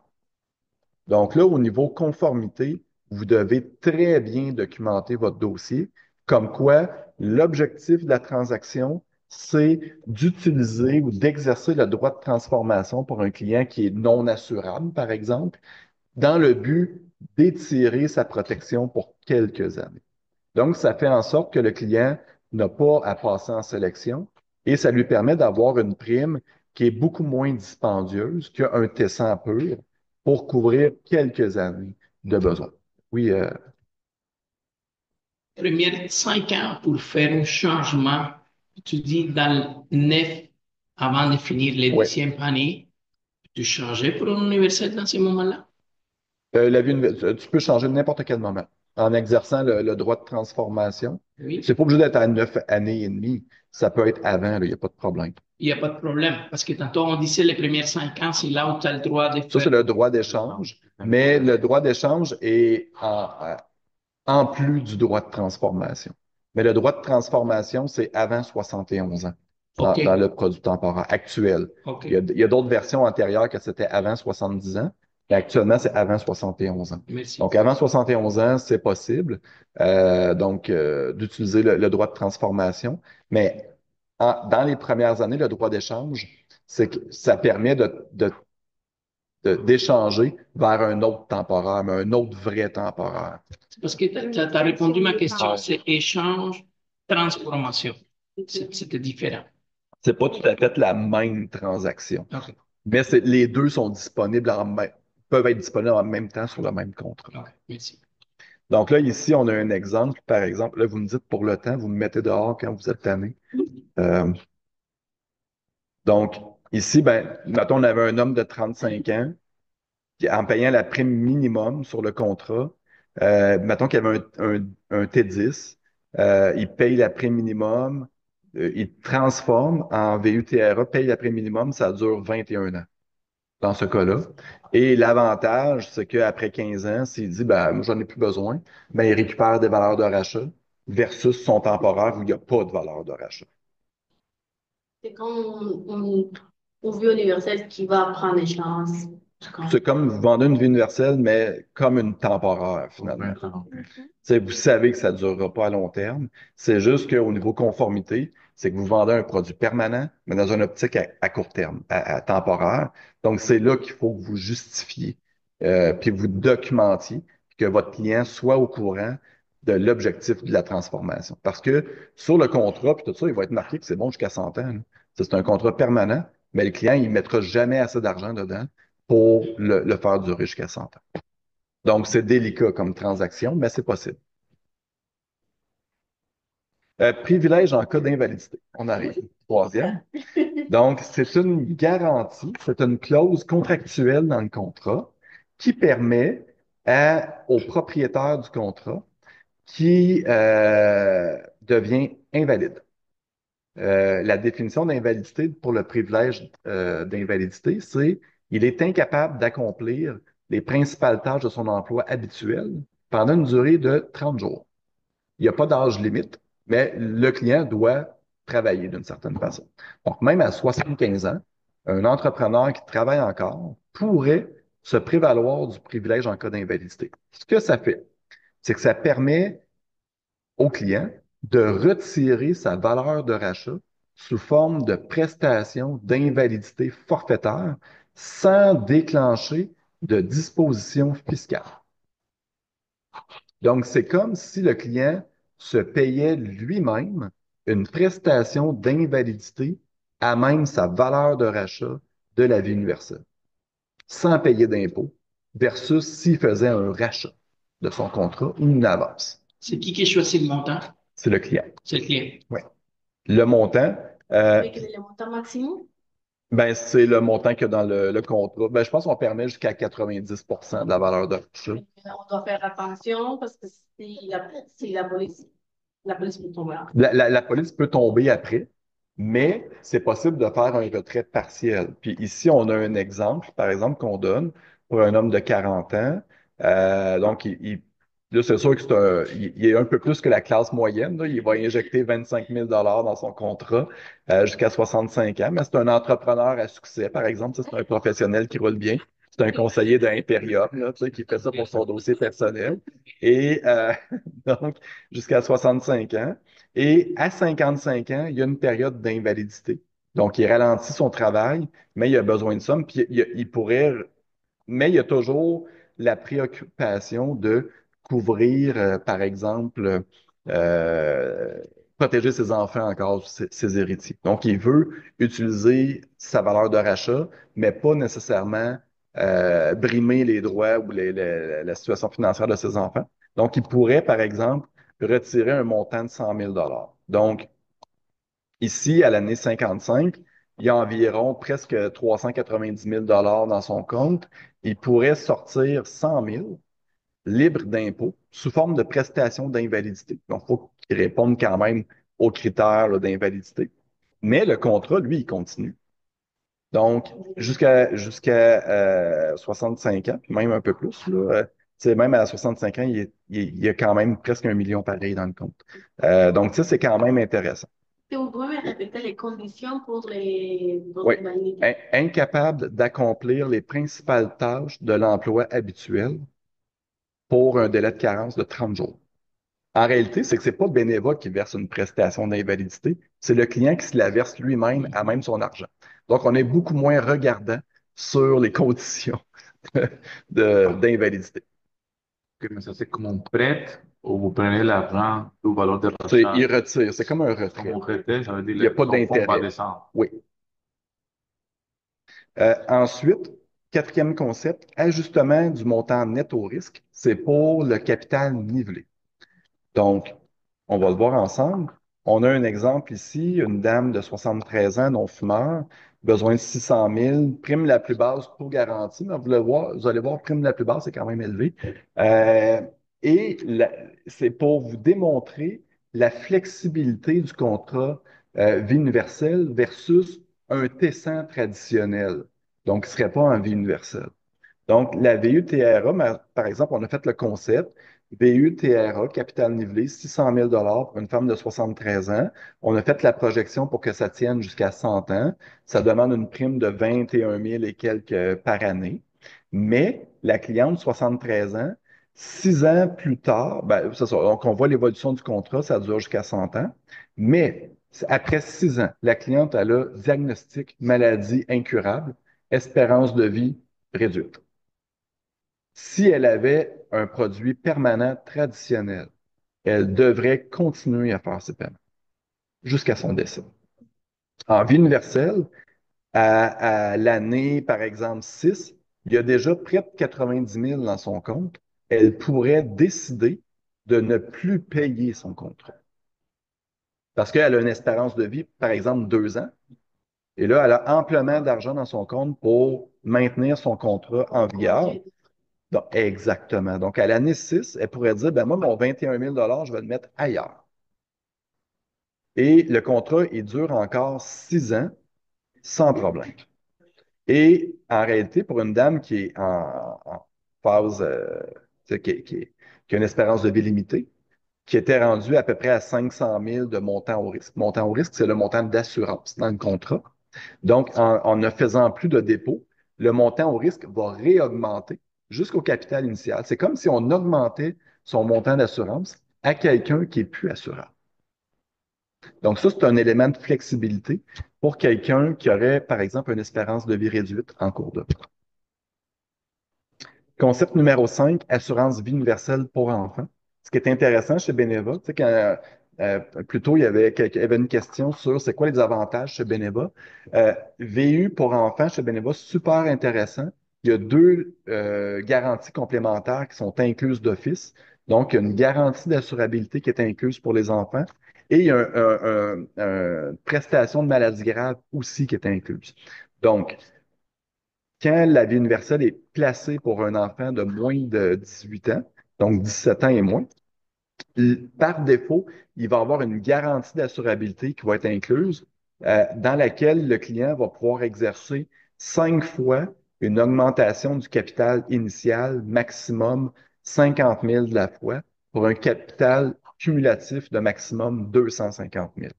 Donc, un client pourrait augmenter de 250 000 à des âges déjà prédéterminés la protection pour l'enfant, qui devient adulte finalement. Donc, les âges là, de mémoire, c'est 21, 23, 25, 27, ça va jusqu'à 39 ans. Là. Donc, il y a 9 âges déjà prédéterminés auxquels l'enfant peut exercer à chacun des âges sa garantie d'assurabilité. Il peut l'exercer 5 fois comme ça.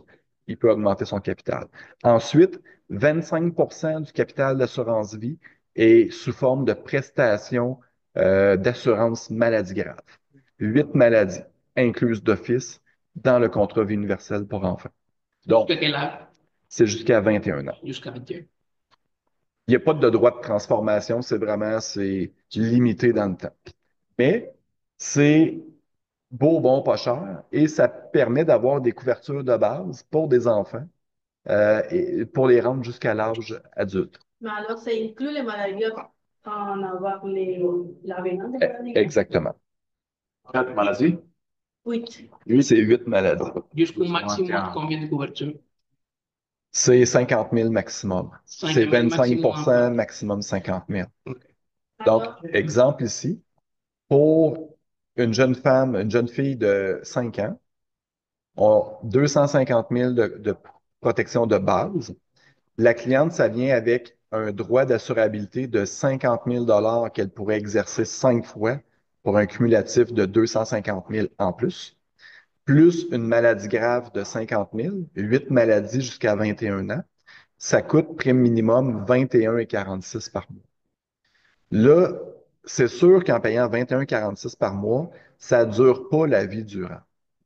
Mais vous venez de garantir à un enfant une protection éventuelle de 500 000 en assurance permanente, peu importe son état de santé à l'âge adulte. Donc, il va pouvoir déjà l'exercer à différents âges. Et en payant la prime minimum dans ce concept-là, ça rend l'enfant jusqu'à l'âge de 39 ans avant qu'ils doivent remettre d'autres argent. Donc, ça permet pour un parent d'acheter une protection de base quand même intéressante pour son enfant, 250 000 de base, plus garantie d'assurabilité ultimement de 250 000 additionnels, plus maladie grave jusqu'à 21 ans. Et au moment de l'âge adulte, ben, le parent peut redonner la propriété du contrat à son enfant et l'enfant, à ce moment-là, peut soit changer les investissements, ajuster la prime, transformer en tessin, des choses comme ça, peut faire une manipulation de son contrat ou une bonne gestion de son contrat. la partie des maladies graves, Oui, c'est aussi transformable en protection. ça, c'est pas transformable par contre. Ça prend fin à 21 ans. Ah, ok. Et on peut C'est ajouter, seulement la vie qui est plus vraiment arrêtée, Exactement. transformée dans, Oui, on continue les mais contrats. vous pouvez ajouter la protection enfant en maladie grave comme avant. Oui. pour juste les 4 maladies, on peut ajouter les 75, 25 Vous pouvez ajouter la protection enrichie enfant comme avant. Ensuite, sixième concept, assurance temporaire avec valeur de rachat. Je me souviens pas si Josiane vous l'a déjà présenté, ça, ou... Oui, mais. OK. Ouais, c'est bon. Oui, mais. Donc, ce qui est intéressant ici, c'est que quand vous êtes en compétition contre un autre conseiller chez un client qui demande, par exemple, un T20, Tu sais, les temporaires là, sur LiveGuide, là, tout ce que vous voyez, c'est bon, la compagnie, le prix, puis le capital, tu sais, puis le terme. Donc, tout se ressemble. Des fois, pour se démarquer, nous, ce qu'on vous propose, c'est qu'au lieu d'y aller avec un T20, vous pouvez mettre une base VU TRA, capital nivelé, 25 000 et ajouter en avenant la protection temporaire pour venir couvrir le besoin total. Et ça permet, sur une période de 20 ans, d'avoir sensiblement la même prime que le temporaire, mais de générer un peu de valeur de rachat. C'est ça que tu as parlé, c'était la deuxième La deuxième, concept. la dernière fois, oui. Oui, on avait vu ça avec Josiane, mais elle nous a dit après que c'est pas pour tout le monde. C'est pas pour tout le monde. C'était ma prochaine intervention. C'est pas pour tout le monde. Ça fonctionne bien pour des grosses primes. Des primes de 150 et plus par mois. Ou des capitaux de 2 millions et plus d'assurance. Ou un peu plus bas pour des clients un peu plus âgés. Ça va bien fonctionner pour des clients dans la quarantaine qui veulent une protection T20, par exemple, de 2 millions. Donc, pour un client jeune, le T20 il va coûter bien moins cher que la VU. Mais l'avantage, c'est que dans le cas ici, par exemple, euh, OK. Puis là, tout est garanti là-dedans. C'est CPG 10 ans, 1%. Et à l'année 20, le client, il récupère 1593 versus le temporaire où il récupère rien. Puis en cours de route, par exemple, à l'année 10, le client déménage, il se sépare, déménage, change de compte, change de conjointe, change de maison, change de compte de banque. Il ne dit pas à personne, le contrat tombe en déchéance. Avec un temporaire, il tombe en déchéance, puis c'est fini. Avec ça, ben, il y a des valeurs de rachat. Il ne tombera pas en déchéance tout de suite. À un moment donné, il a le temps de reparler à son conseiller puis de dire, ah ben, je vais faire son changement de compte bancaire, puis des choses comme ça. Fait que moi, je le vois comme une provision en cas de découvert, d'une certaine façon, ou en cas de changement d'adresse rapide, là. Euh, donc, et ici, la beauté de la chose, c'est qu'on avait, de mémoire, c'était une femme de 45 ans là, qui avait besoin d'un T20 de 2 millions. Donc, on fait le parallèle entre le T20 pur et l'option qu'on vous propose. Donc, c'est la même chose. On a mis un avenant jeunesse pour les enfants, avenant de maladie grave 20 000 L'option du T20, dans ce cas-ci, il coûte 186,44 par mois. Après 20 ans, la cliente, elle a rien. Et tandis qu'avec le TRA 25 000 plus avenant temporaire de T20 de 1 975 000, avec les mêmes avenants, avenant jeunesse, avenant maladie grave, le coût mensuel, c'est 186,66. On parle de 22 sous par mois de plus. Valeur de rachat à l'année 20, 1593. Donc, pour 20 sous par mois pendant 20 ans, elle récupère 1593 de valeur de rachat. C'est quoi les CPA? C'est la commission de première année. Donc, et la beauté pour vous, c'est 100 de plus de commission de première année. Plus bonus. C'est 65% au lieu d'être 50%. C'est ça. C'est pas plus. Exactement. Donc, tout le monde est gagnant là-dedans. Si c'était juste vous qui étiez gagnant, je ne vous le présenterais pas. Mais le client est gagnant. Ça, c'est la cerise sur le Sunday. Oui. Dernier concept, application de surprime dans la VU de bénévoles. Donc, normalement, quand vous avez des clients qui ont un état de santé plus problématique, les assureurs vont souvent mettre des surprimes pour représenter le risque aggravé du client. Donc, c'est en fonction de l'espérance de vie. Le client a une espérance de vie réduite au niveau statistique, si on veut. Donc, c'est moins d'années de paiement de prime pour le même capital. L'assureur veut se payer. Il veut payer mon salaire aussi. Donc, grosso modo, c'est ça. Euh, dans le produit vie universelle seulement chez Beneva, la façon qu'on va appliquer les surprimes, au lieu de majorer la prime du pourcentage, le coût d'assurance du pourcentage, on va majorer l'âge du client. On va le vieillir. Donc, un client de 40 ans qui a une surprime de 50 au lieu de mettre 50 de plus de coût d'assurance, on va le vieillir peut-être à 44 ans. Mais la différence dans le coût d'assurance entre un homme de 40 ans et un homme de 44 ans, c'est pas 50 de plus. Donc, l'avantage de l'application de la surprime, là, c'est ici, je pense que je vous ai fait un tableau. Donc, si on regarde les différents produits, pour un homme de 35 ans, non-fumeur, 500 000 un Tessin, ça coûte 3 745. Une vie entière sans, 4 145. La VU Tessin, c'est 4 270. C'est mon produit le plus dispendieux pour ce client-là, avec un coût d'assurance nivelé jusqu'à 100 ans.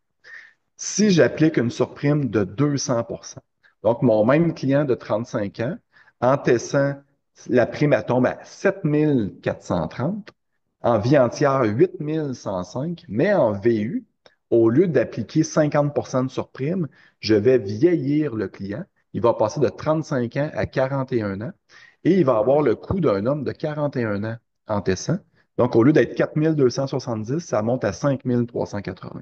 Donc, mon produit le plus dispendieux au départ, suite à une surprime, ça devient le moins dispendieux et de loin. Mais tu vieillis combien d'états? C'est qui Ça qui dit? dépend. C'est le C'est le tarificateur qui va tarificateur. Ouais. Dans ces cas-là, tu le vends avec prix normal, puis tu l'écris. Ben, dans le logiciel, vous pouvez déjà le calculer. Donc, Mais quand est-ce qu'on va savoir quelle est la surprime que le client va avoir? c'est le tarificateur qui va vous dire, OK, le client, on l'a accepté, mais avec une surprime de 150 par exemple.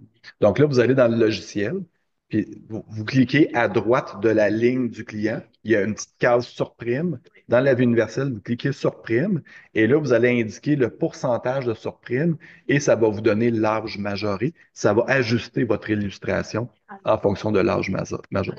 Si par exemple on est dans une tarification normale, on supprime chez IA Oui. de 12%, on va appliquer la même surprime. Chaque assureur peut donner des surprimes différentes, mais tu sais, pour une surprime de 200 ce serait surprenant qu'il y ait un autre assureur qui l'accepte standard. Tu sais, Oui, des fois, des petites surprimes, des fois, ça peut arriver, là, mais à 200 tu sais, il y a des chances, peut-être que ça va être 100 au lieu de 200, je sais pas. Ou 150, ou 100, 175, peu importe. Mais il peut y avoir des différences. Fait qu'il faut pas nécessairement se fier sur la surprime d'un autre assureur, mais ça peut vous donner une bonne indication. Je ne sais pas si vous avez des questions. On l'avait fait ici avec le logiciel pour aller appliquer les surprimes. Donc, en conclusion, euh, la VU chez Beneva est bien adaptée aux clients qui recherchent un produit flexible. Tu sais, comme je vous l'ai démontré à travers la présentation, notre produit est très flexible. On peut l'adapter en fonction de plusieurs types de situations de clients. Ça s'adresse à des clients qui peuvent avoir des besoins d'assurance à court et long terme. Donc, dépendamment de comment on va positionner le produit. Donc, est-ce qu'on veut vendre, par exemple, la VU TRA à prix minimum en véhicule de transformation pour quelqu'un qui veut pas payer le coût d'essence, mais qui a un besoin encore de quelques années, mais qui veut pas payer le renouvellement de son temporaire non plus. C'est une option qui est intéressante. Euh, mais à la base, tu sais, c'est un abri fiscal quand même, la VU, mais c'est l'abri fiscal à peu près le moins avantageux qui est disponible pour les clients.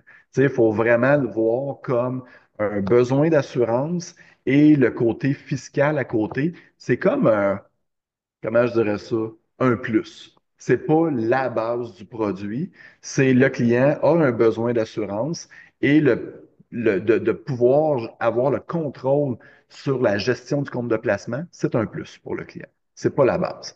Parce que normalement, le CELI, même le REER, sont des abris fiscaux plus performants qu'une vie universelle. Donc, à la base, idéalement, il faudrait que le client ait comblé s'il n'a pas comblé en totalité, mais qu'il ait comblé en bonne partie son REER ou son CELI avant de commencer à penser à injecter des sommes additionnelles dans un produit de vie universelle. Ça ne veut pas dire de ne pas l'utiliser si le client n'a pas comblé tous ses CELI.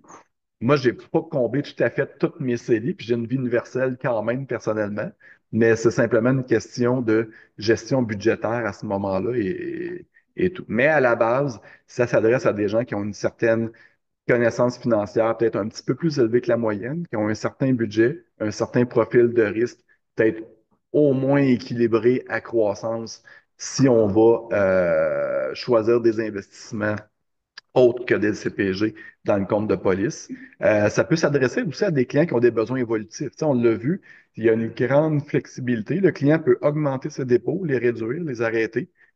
ce qui n'est pas possible pour un type de contrat traditionnel en assurance vie. Donc, il y a l'élément flexibilité aussi. Puis pour vous, mais c'est important de présenter les contrats des produits de vie universelle à des clients que vous savez que vous allez pouvoir faire des suivis réguliers. Donc, un client que vous savez que vous faites une vente là, puis vous ne le reverrez plus jamais, c'est peut-être pas le bon candidat pour une vie universelle. Vous êtes peut-être mieux de lui vendre d'autres choses qui vont avoir moins de dommages s'il n'y a pas de suivi serré dans les prochaines années. Donc, sur ce, je peux vous donner un UFC ce soir. Donc, UFC en assurance de personnes. Vous m'avez écouté pendant Tu nous presque as 2 heures. donné un compliance. Ben là, je ne l'ai pas ce soir. Je ne l'ai pas avec moi. J'avais prévu celui-là. Donc là, ce que vous pouvez faire, c'est scanner le code QR et compléter vos renseignements. Donc, ça va générer ma liste de présence. Oui, matière générale. Ça va s'en aller en matière générale. C'est en assurance de personnes, ça, là. Donc, si tu les as toutes, Ouais, c'est des fois, dans les minutes en cours, ceux qui sont plus difficiles, ce sont les conformités. Mais sur le site web de la Chambre, de la TSF, on joue là-dessus. ils en ont mis. CEO aussi. Oui, c'est chez CEO, ils en ont aussi de temps en temps, là. Parfait, merci beaucoup, Philippe. Parfait. Oui, beaucoup d'informations, mais C'est bon. Là, je vous en ai donné un peu plus, là. Là, je vous testais un peu, là. Oui, merci. Non, c'est que nous, parler des assurances temporaires, mais c'est facile. C'est un produit simple. Aller parler un peu des permanents, mais c'est pas compliqué non plus. Et quand on rentre dans l'universel, c'est là aussi. Puis à un moment donné, on disait à Josiane, si Josiane, on aimerait avoir une formation universelle. Elle disait, et pourquoi vous aimez autant l'universel? Dit, parce que c'est la plus complexe. Oui. C'est là où il y a beaucoup plus de questions. On ne parle pas de temporaire, on ne parle pas de permanent, on veut parler, c'est universel. Parce qu'on veut savoir bien comment ça marche. C'est une fois que vous maîtrisez bien le produit vie universel, les autres produits vont vous paraître très simples. Donc, c'est intéressant. Moi, ça fait quand même longtemps, là. Je me suis vendu ma propre vie universelle à moi quand j'étais jeune conseiller en 2005. Ça fait 20 ans, là. J'étais mon premier client d'une certaine façon. Je me suis vendu ma propre vie universelle. Je l'ai encore. C'est une vie universelle de Sun Life. J'étais dans le réseau Clarica dans le temps. Là, ça n'existe plus. C'est devenu le réseau carrière de Sun Life. Mais mon rendement moyen sur 20 ans, je pense que je fais 9% dans ma vie universelle. Donc, ça inclut 2008, ça inclut un paquet de soubresauts de marché, mais je mets un peu plus d'argent à l'intérieur, puis j'y touche jamais. Donc, tu sais, c'est ça, mais c'est possible de faire des beaux rendements, mais ce qui est important, c'est de ne pas vendre nécessairement les beaux rendements aux clients. Si ça arrive, tant mieux, mais il faut pas se fier, tu sais, on est mieux de limiter les attentes du client. Tu sais, s'il y a un message que vous pouvez retenir de ma présentation ce soir, c'est vraiment la gestion des attentes du client et l'alignement de votre recommandation en fonction de ses besoins et de ses connaissances aussi. Tu sais, si vous présentez le produit au client, puis il a les yeux croches, puis vous voyez pas, il saigne du nez en même temps, c'est peut-être pas le bon client. Merci beaucoup. Merci. Très gentil. On va poser la question ici encore. Sí. Buenas noches, todos allí. Question?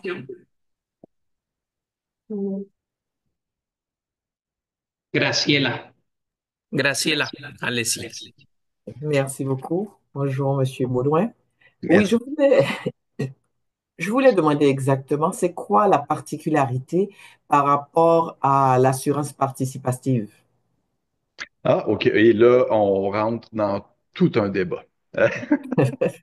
C'est drôle à dire. L'assurance participante semble être, mettons, un produit miraculeux d'une certaine façon. Puis, tu sais, tantôt, je parlais que le produit de vie universelle, c'est un produit très complexe, mais très transparent.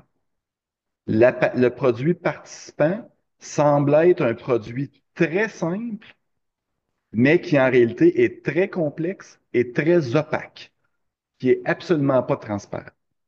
Donc, là, c'est vraiment là, un choc de culture qui s'affronte. Je vais être quand même prudent parce que chez Beneva, on travaille actuellement sur un produit participant pour un lancement éventuel, probablement au courant de l'année 2026. Mais le produit participant ne s'adresse pas à tous les clients de la même façon que le produit de vie universelle ne s'adresse pas à tous les clients. Donc, d'une certaine façon, le compte de participation des assureurs, c'est une boîte noire.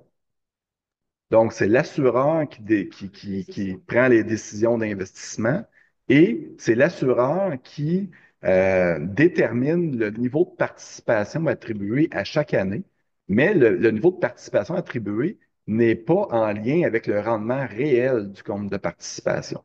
Donc, c'est l'assureur qui va déterminer à chaque année le niveau de participation qu'il va attribuer à chacun des détenteurs de contrat et il va avoir un certain nivellement du rendement à travers le temps.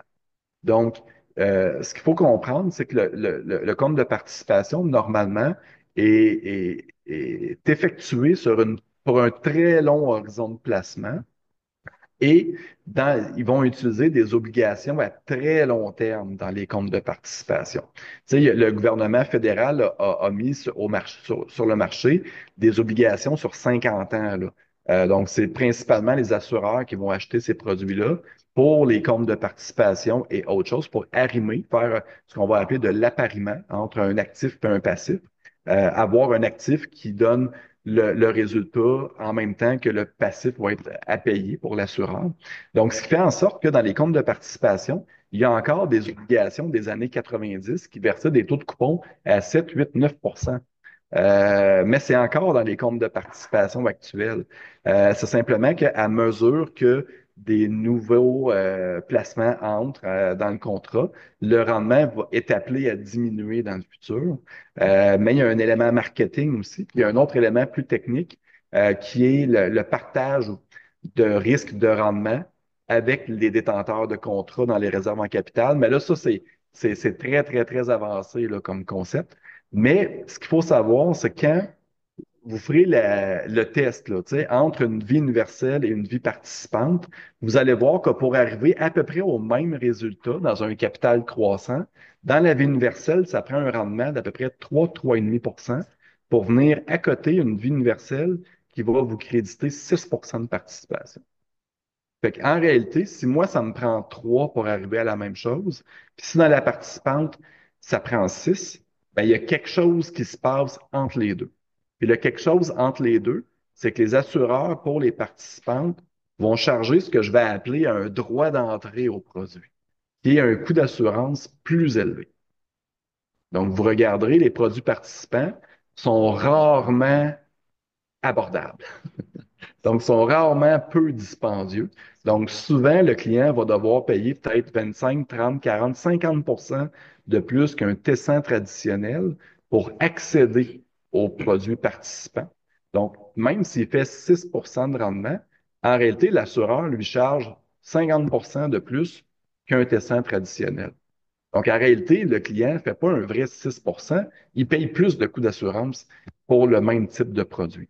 Donc, c'est de cette façon-là que nous, en mettons en vie universelle, on arrive au même résultat avec un rendement de 3-4 dépendamment des scénarios.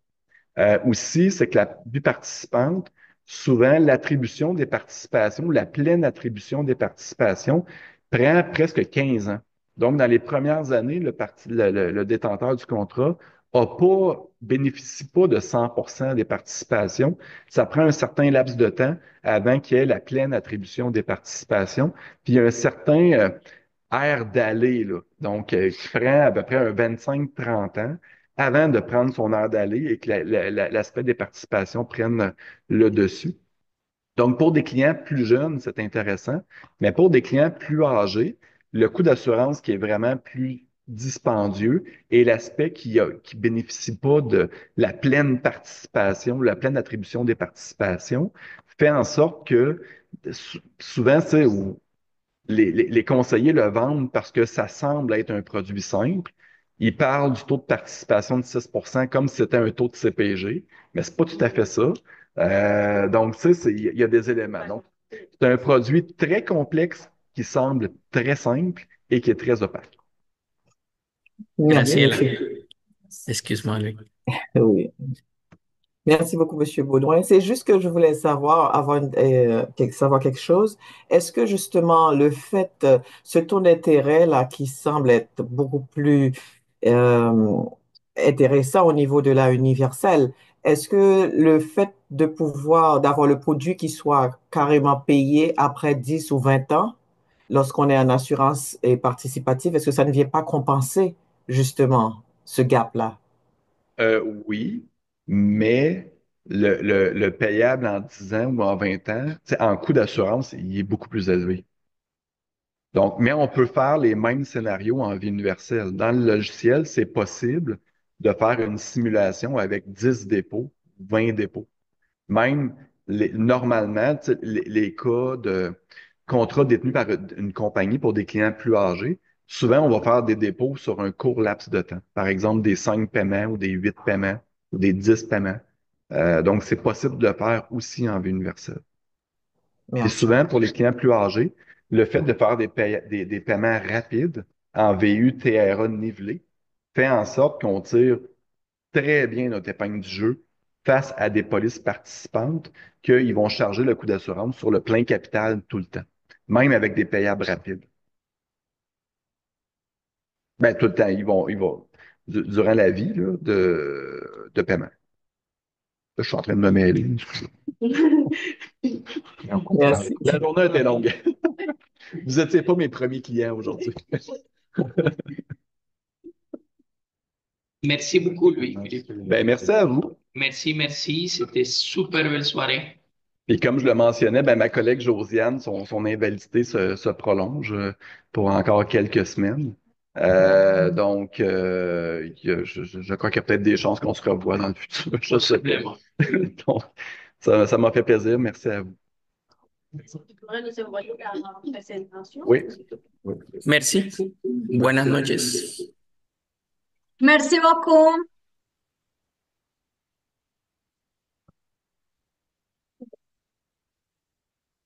Oui. Puede ser rápido.